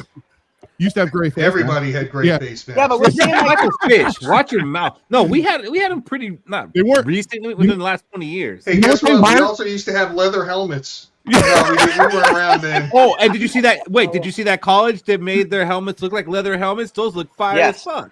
Hey, All right. They were great. They weren't silver. Illinois or something. The jerseys Oh, look yeah. like they need to take Benadryl, and the helmets look like they're just inseminated someone. So wait, I just Cody. don't want matte purple helmets anymore, fellas. That's all. I agree with that. I hate them. No, I don't either. But Cody, you don't like the Winter Warriors? I don't like him at all. I think the jerseys looks like it needs to pop a Benadryl. Let me guess. You like the purple jerseys with the yellow numbers? No, Power I don't Rush. like it either. God. Give me the Bud Grant special. Give me the old school stuff. I know I what like jersey those- Cody liked. He liked the what was it? The 2009 jerseys. Yeah, the Brett Favre ones. Oof. I do. dude, Those are the- I love the 2009 jerseys. No, with the white. Right? Nah, hell no. You know what? I might take those over our current just because the numbers weren't fucked up. You've been saying that forever. Is that I hate 22 the or numbers. 55? I hate those damn And numbers. on today's episode of Let's Go, we're going to go over color schemes. If Vikings, This is a freaking soap opera for men, okay? This is a talk show It for men. is. This is the View for Viking fans, all right? We can talk That's gonna be the about new uni- tagline. That's our new tagline, fellas. got that right. The View for Viking fans. The View for Vikings fans. I am not Joy Behar. You better not try to put that on me. I'm Whoopi. I hadn't looked at it I that was way. about to be Whoopi by default. No, I couldn't go there, Shaq. For that reason, I just jumped on it. Whoopie pie. I hadn't looked at it that way. I had to jump on that one. I couldn't let that one go. So let's bring on our one guest that's going to get the crap beat out of him by all of us View people.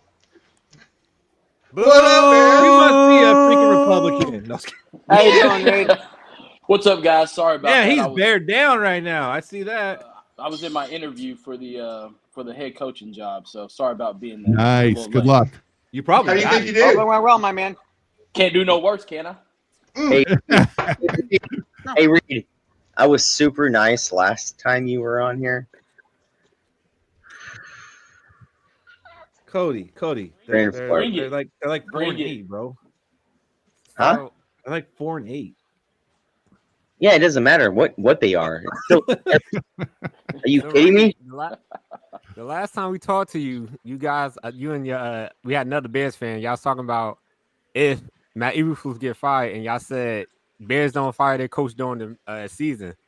Matt Eberflus was the first Bears coach to get fired during the season. Can you give us Making a quick history for update of all how the wrong Bears feel? reasons. Update on how y'all feel? That should have been done before the season even started, and we wouldn't be in the position that we're in now. I don't think. I think you set the clock back another year. You're going to bring in a whole new staff. Everybody's got to learn everything again, and we're going to be right back in the same spot we were this year. Hashtag Bears life.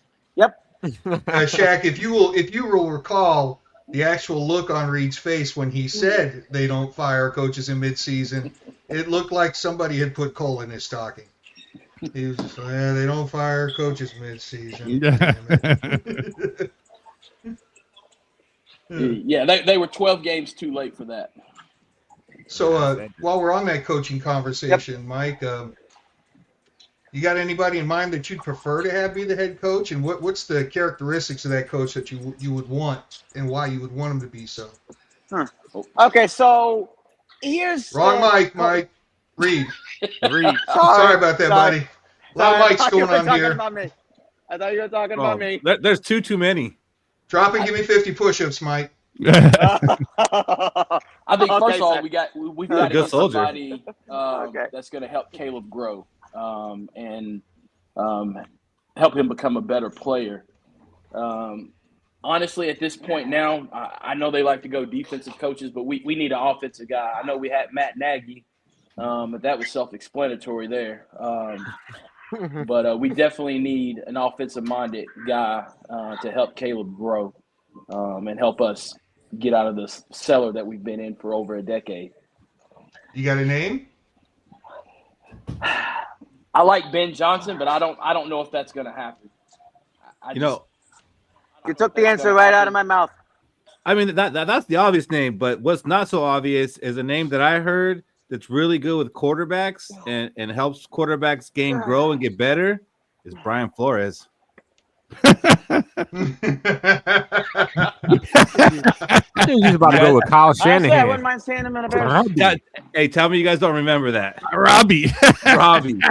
Oh, yeah. Hey, Reed, I'll tell you what. I will spot you Wes Phillips at a discount.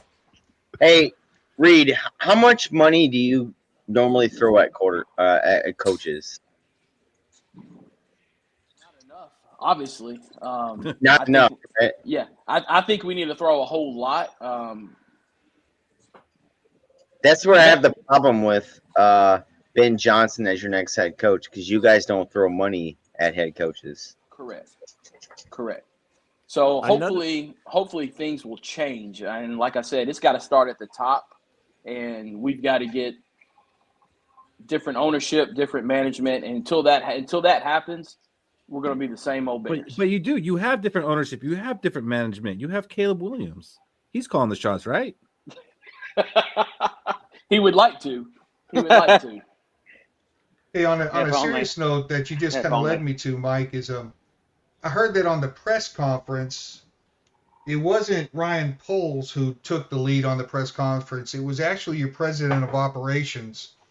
And what made that weird is kind of in the hierarchy of things, your president of operations actually usually handles facilities and that type of thing, and your GM handles personnel. Did that give you any red flags, or were you just like, nah, it doesn't really? Are you concerned about Ryan?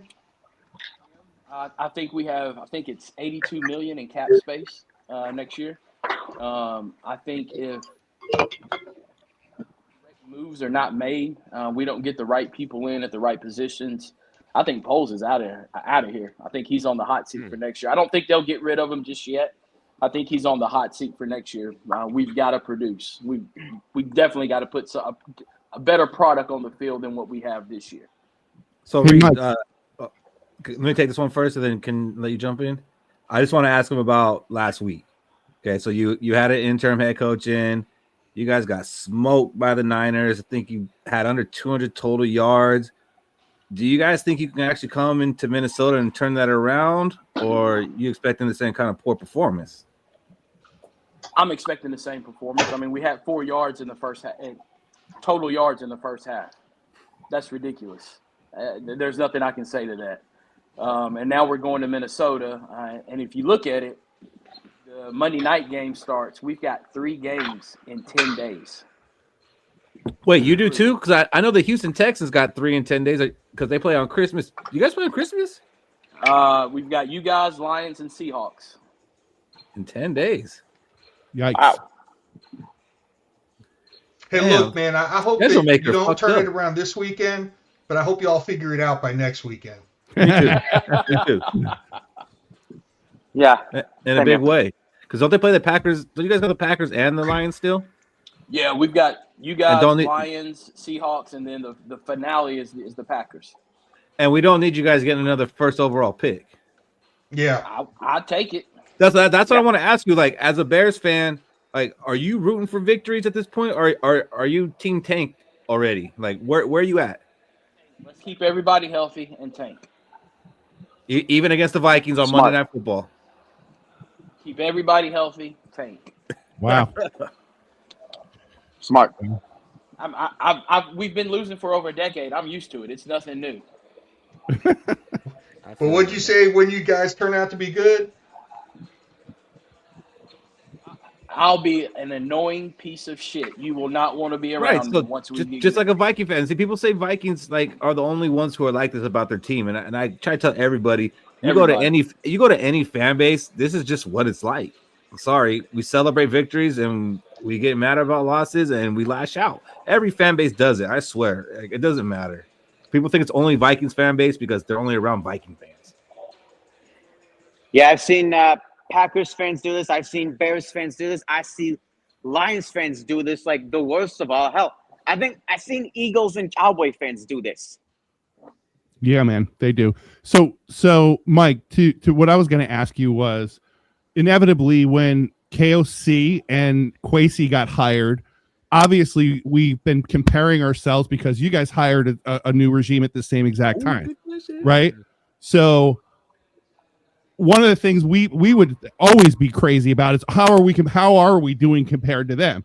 We did what we call the competitive rebuild. You guys did a complete rebuild. In retrospect, I got 2 questions based on that premise.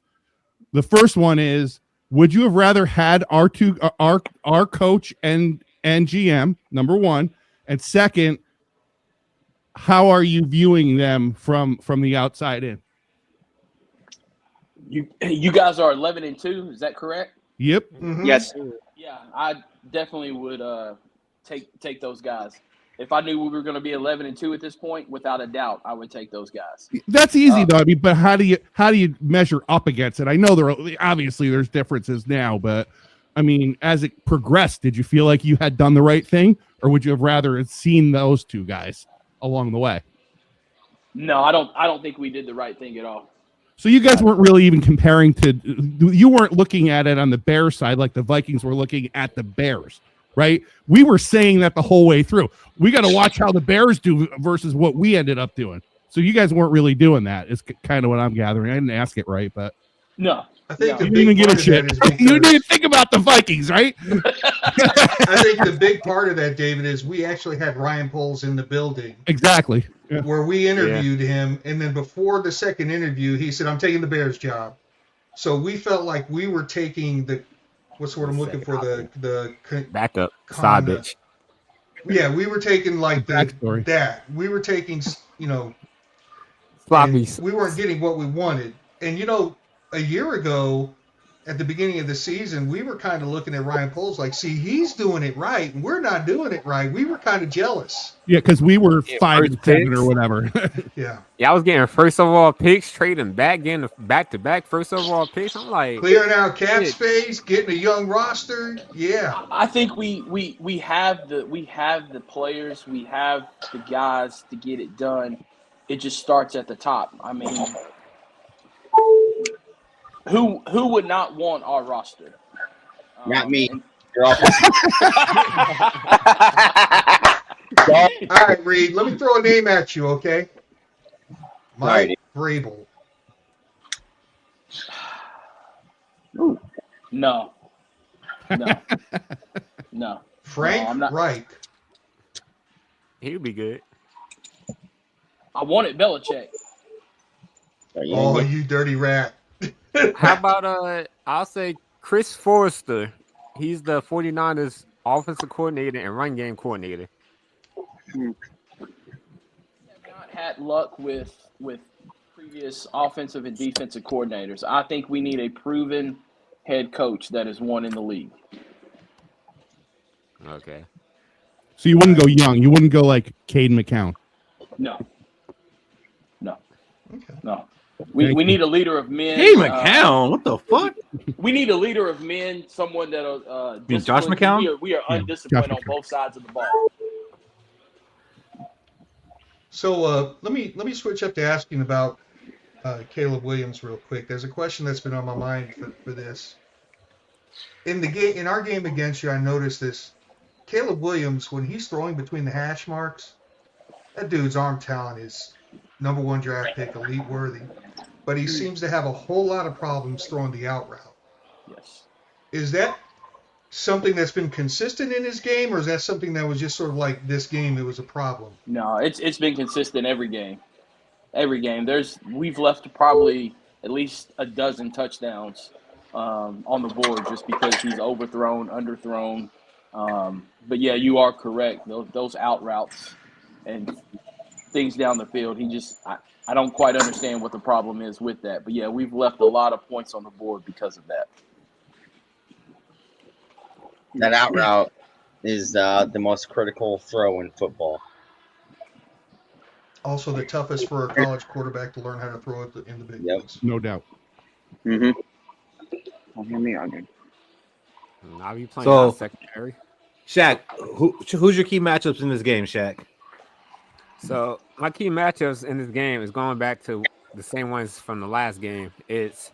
We got to get pressure on Caleb Williams. We can't have him looking like he's playing Madden out here, scrambling and then throwing 30-yard, 40-yard darts to open receivers. We can't have that happen. He's a rookie quarterback. Get that pressure. Make him look like Kirk Cousins.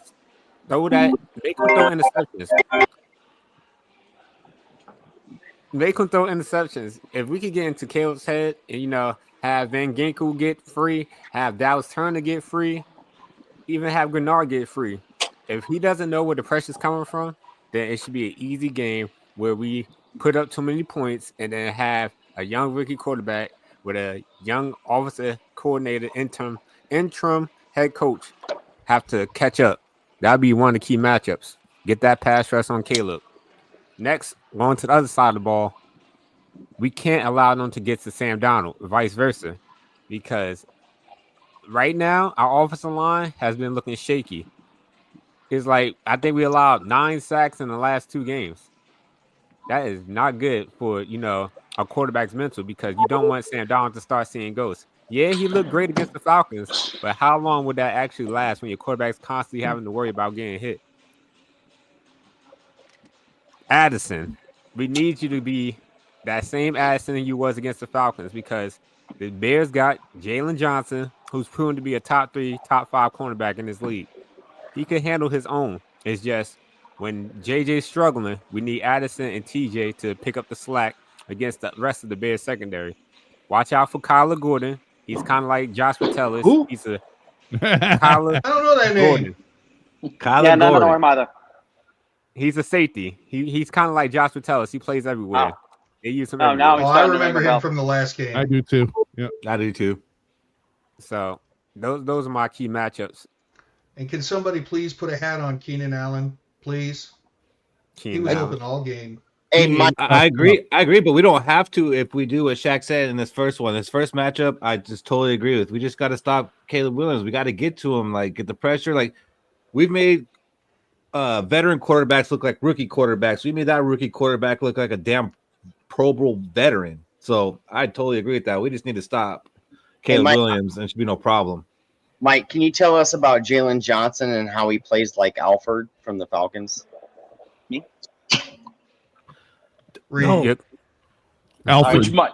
You're not Bear Mike. Call Mike. him Reed. Call him Reed. Reed, tell us about Jalen Johnson and how he stumbles a lot on the field like Alfred does. Oh my gosh.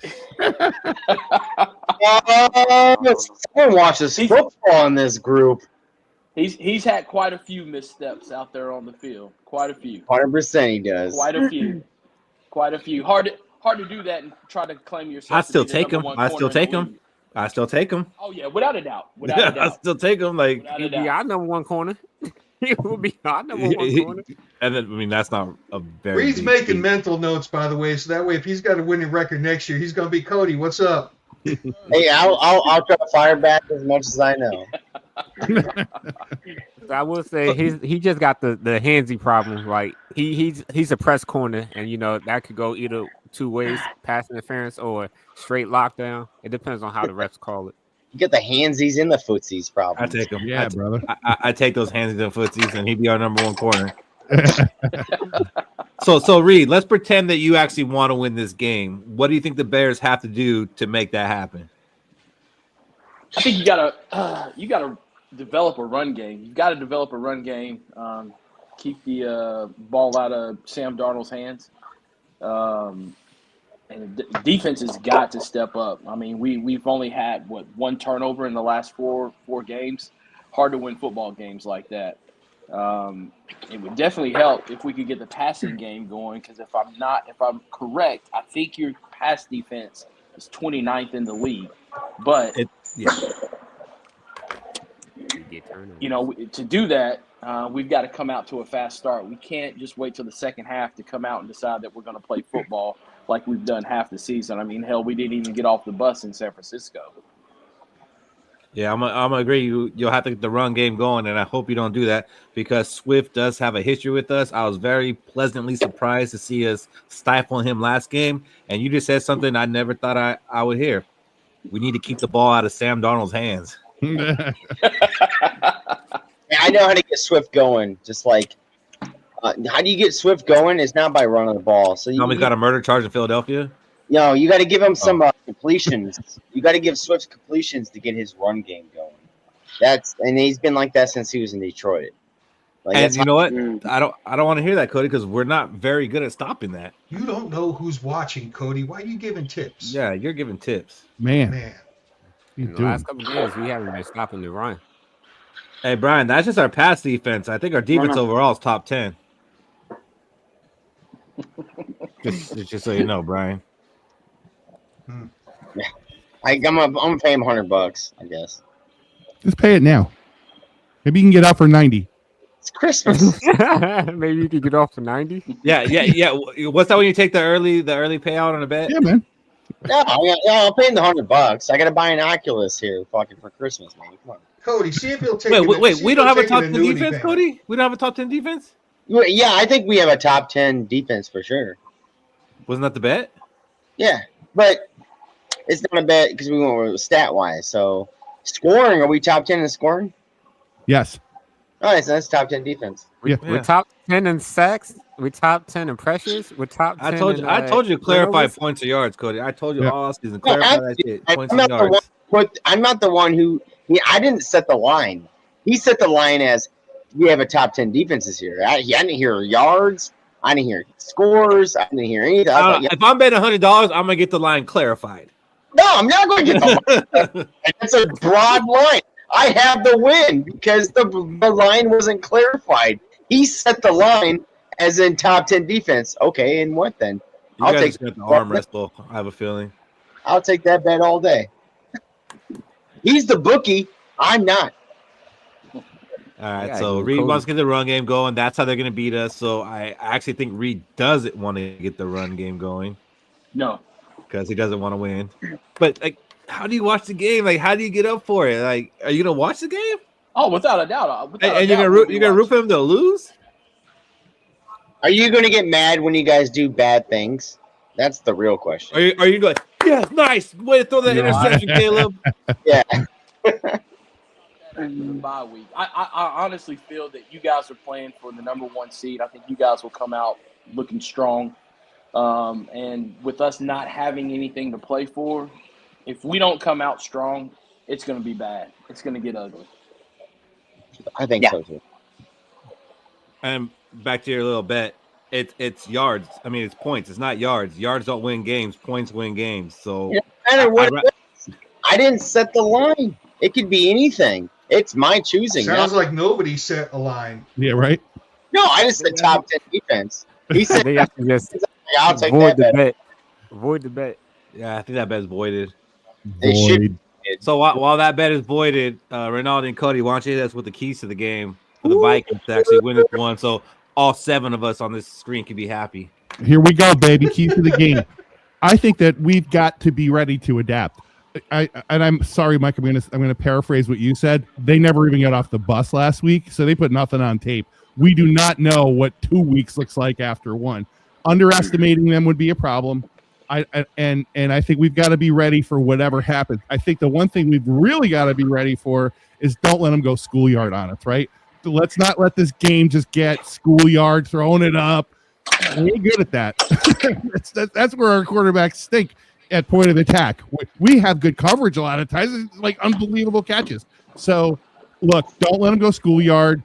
Get that pressure. Keep them confused. Put them down. Don't let them execute their strategy, and be ready to adapt because we really don't know what this new system's going to look like. Cody? Well, this is where I was trying to fight against Ronaldo on this next key. Because what I watched against the last game, still went for many, many yards, right? So, and the running back went off for many, many yards. Make the focal point T.J. Hawkinson this week. We made the focal point last week, Jordan Addison and Justin Jefferson. Beat this team, make the focal point with the tight end this time. Make the focal with the running back. The offense has finally opened up, right? Sam Darnold has finally learned the playbook, in my opinion. So I'm thinking T.J. Hawkinson, running back Aaron Jones, make them the focal point. That's how you beat them because you just watched what the Bears gave up to Kittle, right? Is Kittle just as good as Hawkinson? Is Hawkinson just as Kittle? Yeah, I think so. Make them the focal point here. And that's bound to happen. And we got to win in a lot of different ways. So the third one, the one I have next, is to slow the run and be physical. How about having a physical win, a physical game where we actually win on both the line of scrimmages? I'm not saying we haven't done that ever, but I don't think it's our strength. And I think this is a great game to try and force your will and be the more dominant team in the line of scrimmage in both sides. We really need to find a way to get those short yardage plays, to pick up third downs on 3rd and 2 and 3rd and 3 with a run, as opposed to having to pass every time. That would make a huge difference come playoff time, especially if we have to play outside in Philadelphia in January. I mean, let's be honest, that could happen. So we need to be able to handle those kind of situations. And if you've watched some of these cold weather games, the teams that are winning 9-6 or whatever, we're the more physical team, and you have to be able to do that. Let's start now. 100%. The next key to the game is a thing we didn't really do against the Bears last time, and it kind of blew my mind. We are a 54% blitzing team on average during the year. When we played the Bears, we blitzed 42% of the time, and it blew my mind. Like, are we really that scared of Caleb Williams? Like, when we did blitz, we watched the Caleb Williams scramble, and he had that dump pass in the red zone for the touchdown. But the guy that blitzed in was Harrison Smith, and he hit him with a shoulder pad, right? And I get it. We hate shoulder pad tackles. We don't wrap up as a team here and there. So I'm like, let's go back to what we know, Brian Flores. Like, you kind of went away from sending that 56% of the time blitz to now you're down in the 40s. Let's ramp this motherfucker back up to that 56%. All right, the Bears gave up 7 sacks last week with the non-Dre Greenlaw, with a non-Fred Warner linebacker core, right? You have the defenders on this team. You have the linebackers to send that pressure. Send it.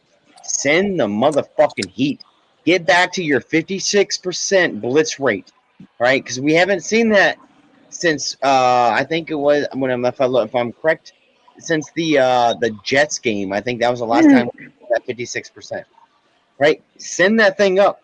right? I got it. You were making corrections to your defense, right? And this is the correction. I think the correction for this defense is sending 56% of the times two.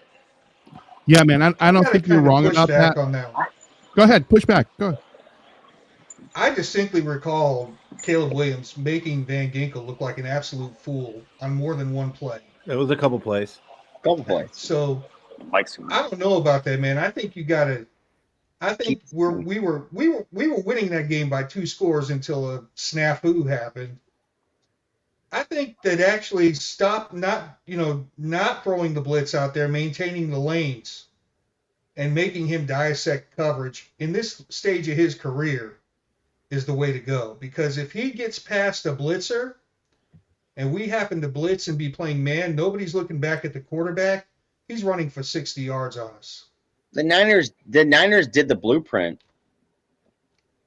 There's 5 versus 7, and Niners sent 7. 7 sacks. That's the blueprint.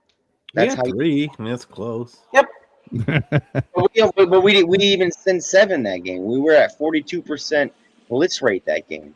Like we send the fucking heat. Give that 56. Send it. And what's our Sometimes last dropping back Last in one. coverage ain't that Last bad. one. Oops, sorry about that. Go ahead. Sometimes dropping back in the coverage ain't that bad, and rushing like 5 at Williams all at once. But yeah, we just can't let these old linemen slow guys like Ginkel or Turner down. Cody just doesn't want us rushing 4. Yeah, I want rushing 4. Last key to the game is let's showcase Viking football to a national football audience on Monday night. You know what? We had a lot of energy in that stadium last week. We got a whiteout game this week, or whatever we call it. We got the uniforms. Let's be honest, man. Wearing those uniforms, and sorry, Mike, losing to the fucking Bears on a Monday night, that would be ugly, dude. Wearing that'd be ugly. Wear those Barbie uniforms with a big L hanging over your head would be Plus awful. I gotta hear from the Lions fans. That's gonna be the worst for me. So let's showcase what Viking football looks like to a national football audience, and let's make it so that nobody can say we aren't number 2 or number 3 right now going into these playoffs, right? Let's be in the discussion because we played so well in front of everybody when we should, and the fans turned out, and it was the real deal. Sorry, Mike. Completely understand. You guys are going to help us with our draft pick next year. No, you're going to help us get the number 1 seeds. What you're going to do. See, it's win. Look, you see that product placement? You saw that product placement by Reed? Yeah, see, he did that. He did this, and then he went real slow. Cody, we're not getting paid yet. We're not getting paid yet. Stop it. I love it. Guys, we're not getting paid yet. Stop doing. Stop doing. End of the day, I love what Rinaldi said right there. Showcase Vikings football. What is Vikings football this year? Close, ugly, grinded out game. All or nothing. We're showcasing. This is our showcase week, right? We saw what the beginning of the year was all about. It was all about the sacks, the pressures, the defense. We saw what the second half of the year is all about. Offense, long balls, send it to JJ, send it to Addison. We want to showcase today. All right, we want to showcase on Monday. This had better be it. Let's showcase the long ball. Showcase the fucking attack. Showcase Keenum what? No. I think this team is about to be showcasing the attack. Beginning of the year, we were attacking on defense. Second half of the year, we're attacking on offense. Yes, we 12-9 game, boys. No, shut up, Fish. No. No. We're not going back to last year. Because last year's Monday night game was one of the worst games to watch when we had Dobbs and all that, and we lost to Caleb Williams and the Bears, and they didn't do anything. It wasn't Caleb Williams. Who was it? Fields and the Bears. Yeah, they didn't do shit, and they beat us on a Monday night game last year. I don't want to see that game. Man, I don't want to be down to lose as long as we both score 40. We're scoring. Believe me, no one wants to see the Vikings lose to the Bears in this chat. I mean, except for Reed. No one wants to see the Vikings lose to the Bears. Reed don't want to see the Vikings. Reed don't want it. But you know what, bro? I see your flopping sides. I don't think I want to see the Vikings win 6-3 either, though. So I mean, I might take a 41-40 loss over a 6-3 win. I'm just being honest because I said it before and I'll say it again. If the Bills beat the Lions, I don't care if we win 2-0. I'm going to be on here with champagne. I don't care. You would love hockey, Fish. Yeah. No, I hate hockey. Oh, I love saying hockey. in this instance, I don't hockey. care. My whole family crazy about hockey. Go Kings, go! You don't know how much. It's been a long time for the Red Wings. It's been a long time. Well, it's been a minute, but for Pittsburgh as well, it's well, I mean, we're starting to shape up. I mean, it's slow start, but we're shaping up. Oh, you're a Penguin. Yeah. Okay. Yeah, I did it to get under my parents' skin when I was a kid. You know how, like, when you're like, like small child, you do anything to get under your parents' skin to get them all.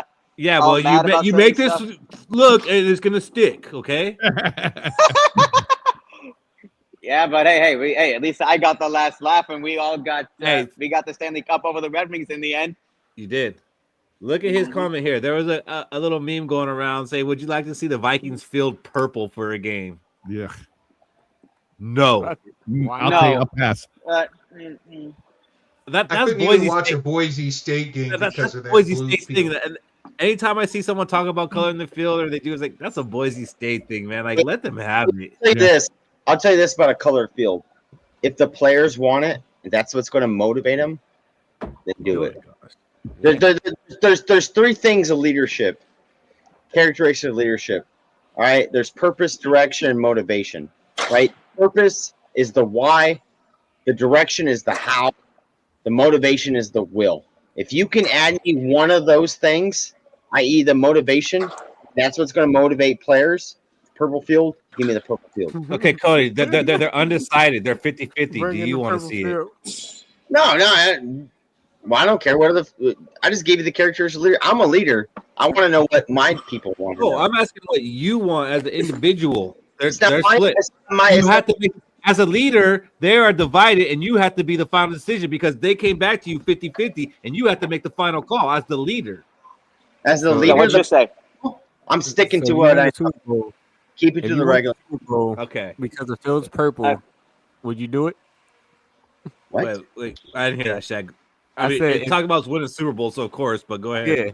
So if we dyed the field purple and it motivated the players to win the Super Bowl, would you be okay with that? Yes. Maybe shit yellow. Whatever. It don't matter. Yeah. So, Will the do it? They can make it brown. Yeah. So let the players have that. But I'm asking you as a fan, would you want to see it? Hey, Mike, I gotta get you out of here. But first, I want to ask, what is your prediction for this game? So read while Mike is over here from his PR real quick. I'm gonna go read first. What's your prediction for the game, Reed? My prediction is 30-3. I predict that we don't even get off the bus once again. And like I said, you guys have something to play for. We do not. And I just, like I said, if we don't come out and wait till the second half to get things started, it's going to be brutal. It's going to be brutal. If it's 30-3, bro, I'm gonna tell you, I'm gonna be hungover on Tuesday. I don't care because the Bears aren't having a good season, but I can't remember us ever like really killing the Bears like that. Like it's always a close game, no matter where we are in the season as far as our teams are. So if it's 33, like those Bears are going down a little bit faster. Instead of my shot after the game, I probably have 2. So 3. Yeah. Yes, Viking. Aftercare will be off the chain because Fish will be leading it. And it'll be off the chain and it'll be very short. I knew that was coming. 15 minutes of fire. That's it, baby. Yeah, this podcast Mike. is always fire. Hell of it. Me? Mike, what's your prediction for the game? Me? Yep. Yes. Yeah, you might. All right. Here's my prediction. Mike. All right. Here's my prediction. If we can maintain time of possession, keep trusting Jones and feeding the ball to Hack and JJ more, the final score is going to be 39-7. A complete blowout. You guys are wild right now. Reed, I'm sorry, but I'm a realist. I have to say the truth. Like it has to be Yeah, that. what are you apologizing to him for? He's 30-3. 52-10. He just called 30-3. 52-10. Us. Yeah, well, you guys asked me to make my opinion. I gave it to you. You can't be mad at that. All right, bro. Especially if it's a Viking win. Bingo. Hey, get those deadlifts in. 340 or nothing. 340 or nothing. 340. I did rows for two. Reverse grip I did rows. Yeah, reverse grip rows. I did 215 for 2. New PR for there. That was 315, wasn't it? No, it was 215. I counted the reps. Hey, so in the Army, do you want to max out the deadlift? It's 340 times 3. Me in the Army? I don't know about that.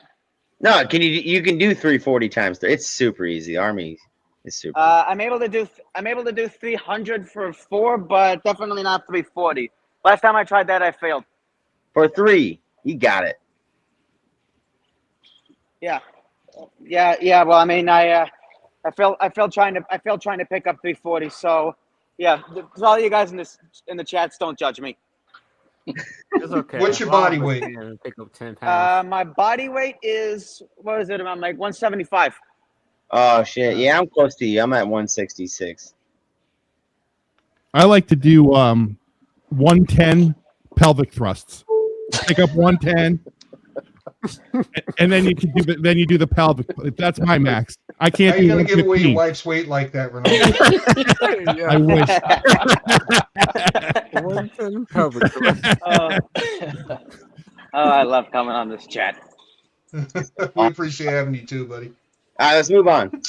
Okay. So I guess if we're still doing predictions, I'll go. I feel like, contain Caleb Williams, contain that run game, show that we belong in the playoffs, and it should be, I'll say, 28-10. I don't think we're gonna really shout out the Bears that much, but I do think we're gonna keep them from scoring. Guys, we got an infiltrator. Uh-oh. Go Infiltrator. Pack, go! Cody. Oh, Who the fuck is this coming up with a fucking? I don't know, but a view's a view. Leave a like. Name? No, not. Well, I'm sorry. Okay, RTX Nikki D. Refresh my memory. What was the final score of the Vikings Packers game when we beat you guys in Lambeau? Thank you. Cue the 7 Super Bowls. Thank you, Mike. Cody couldn't get it out. He was too pissed off. Hey, RTZ, Nikki D, I just want to appreciate you for contributing that little bit to helping us get monetized. Let's go. Thanks, brother. Let's go. I don't want to thank you. I would lose 5 subscribers for you to get the fuck out of here. A win's a win. Yep. And Win is a win, no matter how good or bad. I don't Vikings subscribe to fan, that. as a Vikings fan, I have never clicked on a fucking Packers YouTube channel, bro. Like, you aren't a real fucking Packers fan then. That's what's telling me. You worried about the whole fucking rest of the North. You fucking whoa. That monetization almost went out the window. Come on, dude. Like, you're gonna check my channel out? I haven't never checked the fucking Packers channel out. You're checking a Vikings channel out? Man, you must be worried. Oh, yo, go sit back in Nevada with fucking Jordan Love. Go back to where you came from, you fucking tourist. All Hey, right. do me a favor, Nikki D. Share our video to the Packers forum so that way all them can watch us and comment too. Yeah. I Don't think it worry, was I'll be when sure to send Ronaldo this to made my that family and my prediction. cousins. They'll get a laugh out of this. All right. So, Reed, what's your final words? Final words is I'd like for us to show up. I'd like for it to be a football game, but I'm not going to go into it with my hopes up. And I think it's going to be another Vikings win.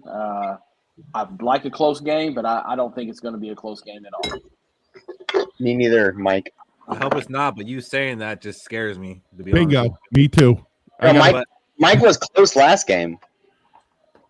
That it was. I was surprised last game. We got a point system now, Reed. Yep, we do.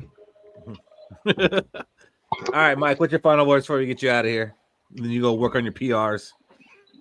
Me? Oh, okay. So, my final words, yeah, just keep maintaining time of possession, and yeah, we just gotta trust our guys more. Just don't make mistakes early on in the game. Keep the ball out of the Bears' offense's hands as long as we can, and that will translate in get us getting more touchdowns and putting the Bears on edge. Because one thing I have noticed when I do watch Chicago play is that when they're on edge and Caleb's on edge, they all tend to make mistakes, and that's what's going to screw them up in the end. If we make them screw up, we're going to be good to go. I like it. And also, as usual, thank all of you guys for having me on here. I hope to be back here soon. Sunday. Hey, See you, Monday after the game. Aftercare. See you guys. Good Monday stuff, after guys. the game. All right, Thank you. lock me in. See you guys. All right, fellas. We'll see you. See you guys. Later, Reed. All right, fellas. Those dudes, man. I love Reed. He's a Bear fan. He's one of us. He's Yeah. a He's a good good guy to work with too. I mean, Yeah. when he trained me the first couple of weeks, and let me just say, I learned how to break every single company rule from that man. dude. Attaboy. He's me and Shaq last year. kidding, We were of trying to get on that course, team train. Are we on the big meat and potatoes of this call? Depends what you consider the big meat and potatoes. Can I just be the meat? Them hot takes. Yikes. Not yet, Cody. Shaq gave his I guess prediction we're on while the he stepped away. asparagus. Yeah. Let's chew these things down real Wait, fast. Shaq, you don't like a good baked potato? Oh, I do. I'm about to make some double stuffed potatoes one day. Oh, I gotta stop okay. being lazy. There you go. The meat potato. Rice baked. So what we got right now, let me change this though for this. I don't like the bottom part. Change it to this. What we got right now is our predictions for the resultant score against the Bears. And right now, me and Fish are in the lead with 2 points. You three have 1 point. And the scoring Running the goes. clock out. Run the clock. Stop the count. Not yet. We're tied, Fish. Guys, how did you guys score 2? What'd you guys score? We had I had the Falcons on the dot, 21, but I only get 1 point with that. You get 1 point for being within 2. Fish had 20 for the Falcons, so he was within 2. Okay. So the way the scoring works is you get 1 point if you guess the winner correctly. Falcons going on here. I want to make sure Ronaldo knows the rules. So you get 1 point if you get the winner correct. You lose a point if you get the winner incorrect. That's the only way you can lose a point. Then you get 1 point if you get within 2 points of the Viking score. You get 1 point if you get within 2 points of the opponent's score. And you get a bonus 5 points if you get the score right exactly. What did I score? What did I score last week? Cody, you tell me. But it wasn't within the scoring. It He wasn't got the within point. Vikings right. He got the winner right. Yeah, you got the winner You right. got the winner right. That's how we all got one. Yeah. Okay, 41-20. You didn't have 41-20. You had like 34 or something. It was 34-28. Yeah, and neither of those were within 2 of those teams. Yeah. These are tough. They're tough. I'll let you do the math real quick and we'll wait. I got it. I got the rules now. But all right, This is why I was saying getting it exactly right with the bonus points should be worth a lot, because getting it exactly right is, by God, really hard. It is, but 10 points is ridiculous because we were only playing like 5 weeks, and if you get 10 points, then you won the season. Yeah. Well, So I think 5 was fair. Well, fuck them. yeah, and I think so too, and I think we'll reevaluate that in the off season for the next season. We'll reevaluate if you hit one score on the head. This is all pilot right now. Yeah, I'm man. ready to lose. We're in beta. And we're also going to have prizes. And if you lose, something's going to happen. Something bad. Right. Real bad. You might get relegated. You might get relegated at Packers chat with I fucking thought we Dickie already D. agreed that the loser has to pay for the hotel at the get together next year or something. Yeah, it's got to be something that all of For us the can suite. actually do. Together. Yeah. They hotels are expensive. It's more All right, expensive than so the ticket. let's go ahead and get to prediction against the Bears. Score and result. Ronaldo, what do you got? Well, I listened to Mike and Mike come up with their scores, and it scared the hell out of me. So I'm switching it around. I initially had 26-14 as the score, but I'm changing it now. Vikes 19, Bears 17. Ooh, I hate that. that was actually really close to my first thought. I hate that so much. But fine. I mean, it's your score, your thing. I mean, you'll get 1 point probably. All right, Fish. If it's close to your score, then what do you got? Well, that was my first thing, but I rethought it. And my score prediction is going to be Minnesota Vikings 27, Chicago Bears 20. I can see that. I hope it's not that. Like I want a 3-score win against this damn team, but I'll take 2. Don't worry, Keith. Well, I got you. one. I got you, bro. Cody, you got me? All right, Shaq, what do you got? So I said mine earlier when Reed and Mike was on here, but I'll say it again. I'm going 28-10, Minnesota Vikings. 28 Vikings. So that's 3 scores. I like it. I like Shaq. I like Shaq's score for the opposite team. I like Fish's score for our team. I'm going 34-10. 34-10 Vikings. 34-10 Vikings. Blowout. Fucking blowout. Now, I'm going to tell you this why. I think the defense was hot as shit at the beginning of the year. Offense is hot as shit the second half of the year. I think they were making corrections. It's like a UFC fighter, Peter Yan. If you know what Peter Yan is, he loses that first round, but he's calculating. Bang, bang, bang. He's waiting for a shot, and then he wins a title. 34-10 Vikings. I like it. I do like that a lot. Like, that'd be a fun game. That would constitute a Tuesday hangover. There you go. I like it. Hope my boss is not watching, but he watched it against a divisional opponent. Mm-hmm. Yeah, no, I take that all day. I don't care what the record is. A divisional opponent, like you said, Shaq, and we need all the wins. So I'm gonna go ahead and get mine. And for me, I got the Minnesota Vikings winning this game 29-15. That's a fucking score. Yeah, man. You might get 1. Well, let's see if they get 14, I get points. If they get 17, I get points. If they get 16, I get points. See, I'm giving you strategy right now, fellas. Yeah. I'm writing this down. Go ahead. Yeah, you write that down. He's playing fantasy. Hey, guess who's beating Kramer, bro? I'm playing. Yeah, Kramer had Cooper Kupp with 0 points. I hope he's watching. He gonna lose to me. The ace seed or the last place seed is gonna beat him. So just real quick, right now for the playoffs, the Lions would be the number 1 seed. The Eagles, or the Eagles? They are. They win the division. The 2 seed at 11-2. But Fish, I think you pointed out that we have a tiebreaker against them.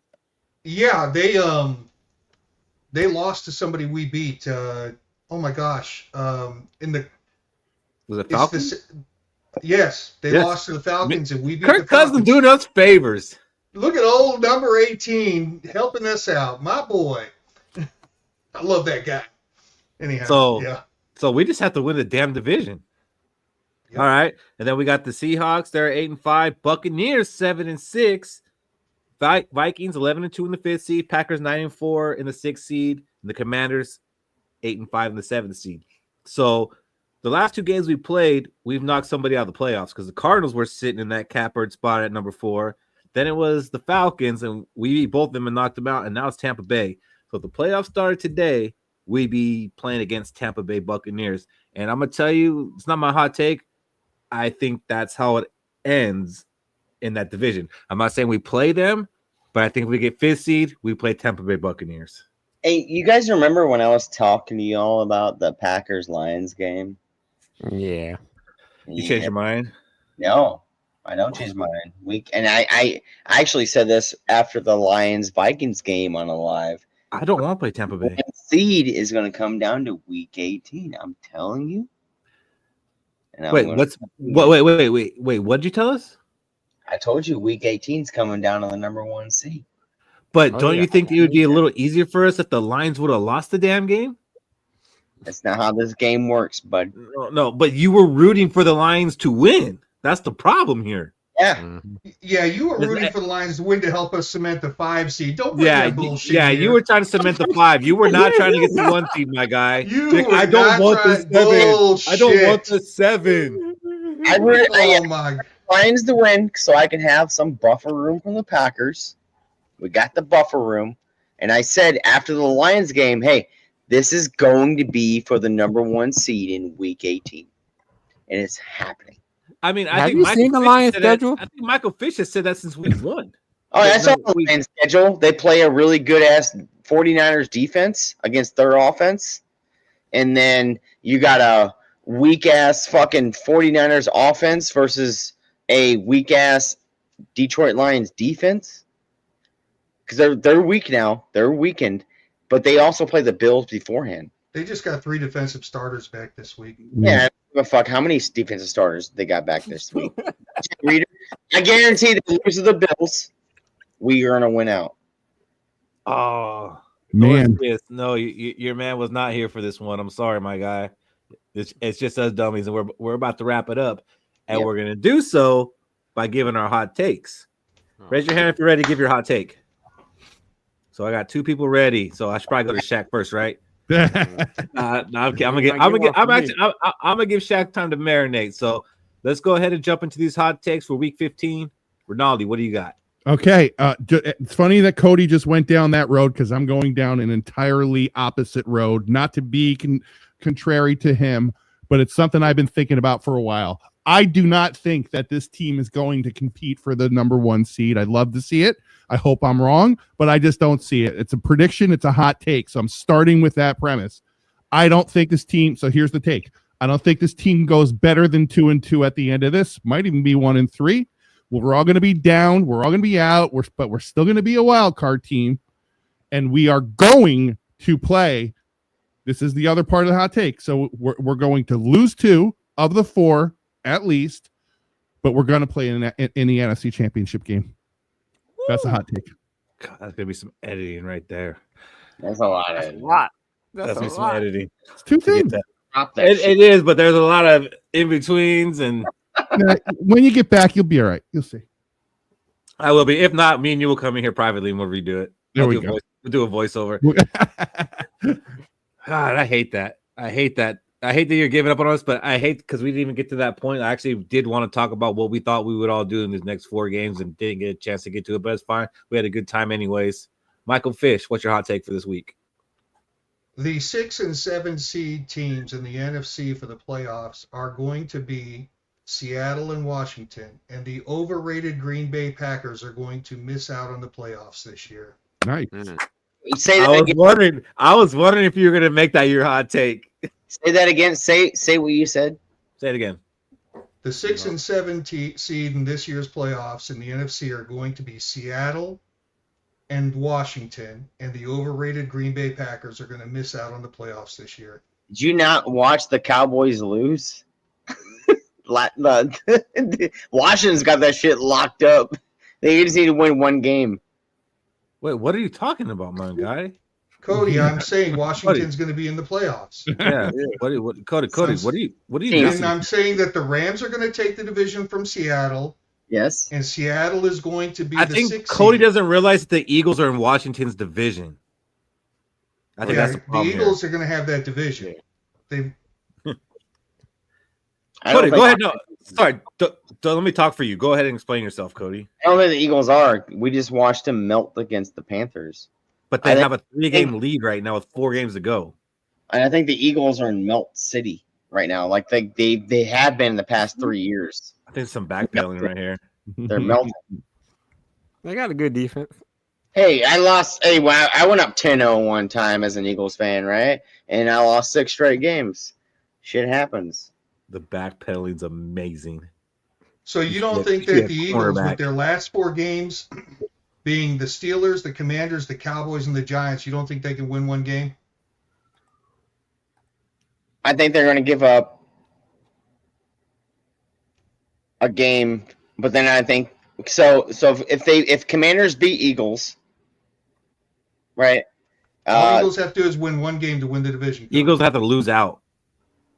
What's the record over there? 8-5, 11-2. 8-5, 11-2. So if the Eagles got to lose out, and Washington has to win out. Because the Eagles have already beaten the Commanders once. It's okay. Let's say the Commanders win by more points when they play Eagles.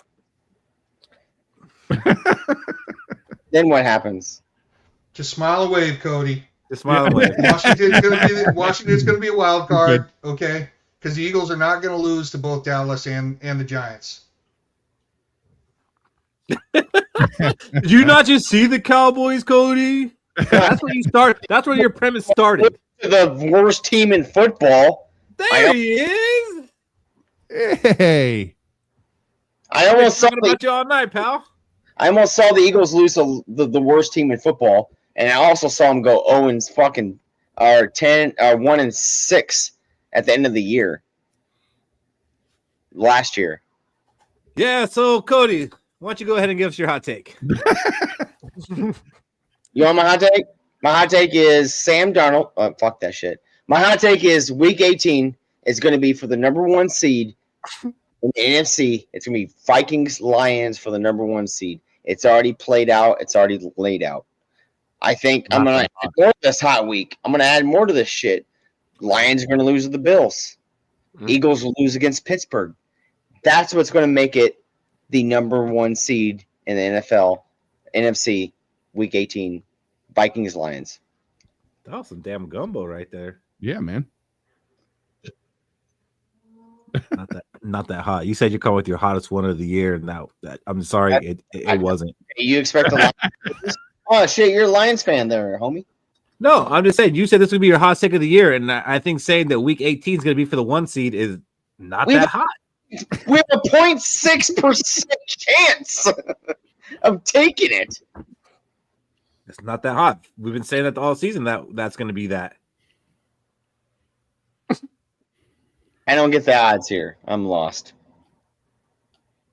I also don't think it's a 0.6 chance. I would love for you to prove that it's a 0.6 chance that the Vikings get the 1 seed. Well, we're at 11% chance right now. Oh, but it's going to be 0.6 eventually. Yeah, if eventually, trust me. I'll put my whole paycheck on 11% chance. You right? Yeah. Are you gonna put yours? Yeah. Wait, on what? I think we're infiltrated again, guys. Yeah, we are. Well, we have one guy who doesn't think the Eagles will win a game. Is that Eagles fan? I don't know. He's an Eagle watcher. He might shoot Eagles, to be honest, because he got a dog on there. See that? He might be a hunter. Date of birth, he a Cancer. I like that. We're a bunch of Cancers too. What? Oh, July 4th? Yeah. Mm-hmm. All right, I love you all. I gotta go. No, you can't. I have to. You can't. Wifey. You can't. You can't. You have to get through his hot takes. I already went to the hot take. I saw my shit. You said yours, but you didn't get through them. Shaq, what's your hot take? You need your face for 30 seconds. I'll say my hot take real quick.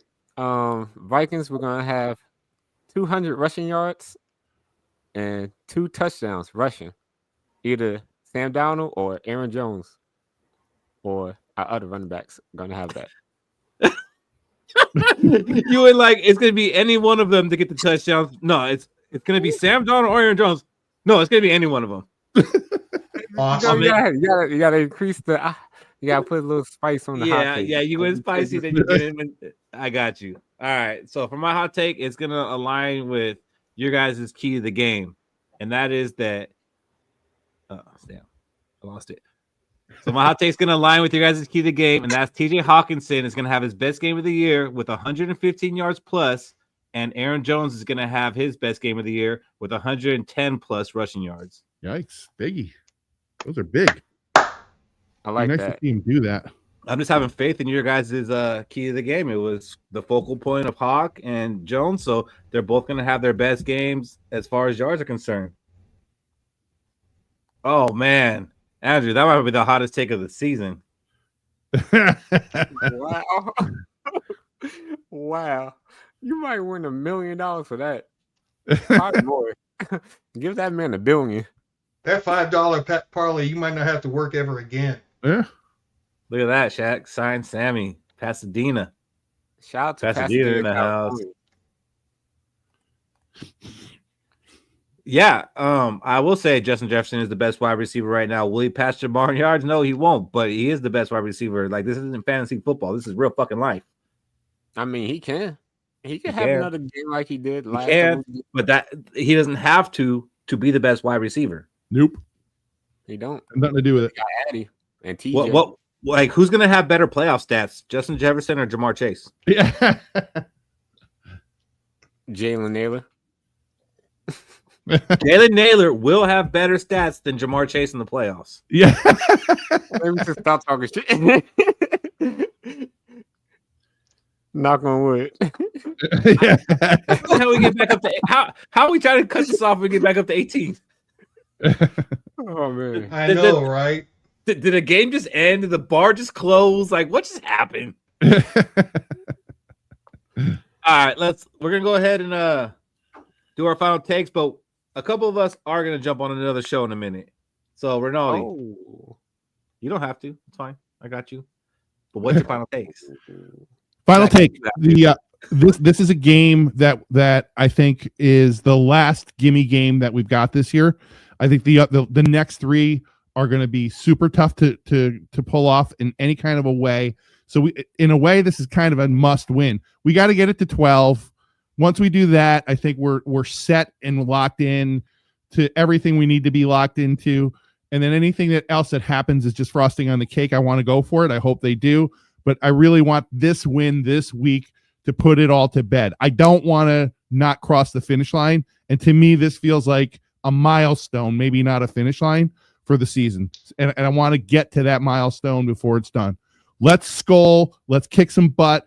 Let's wear those uniforms with those Barbie uniforms with pride and have a good weekend, guys. Let's go.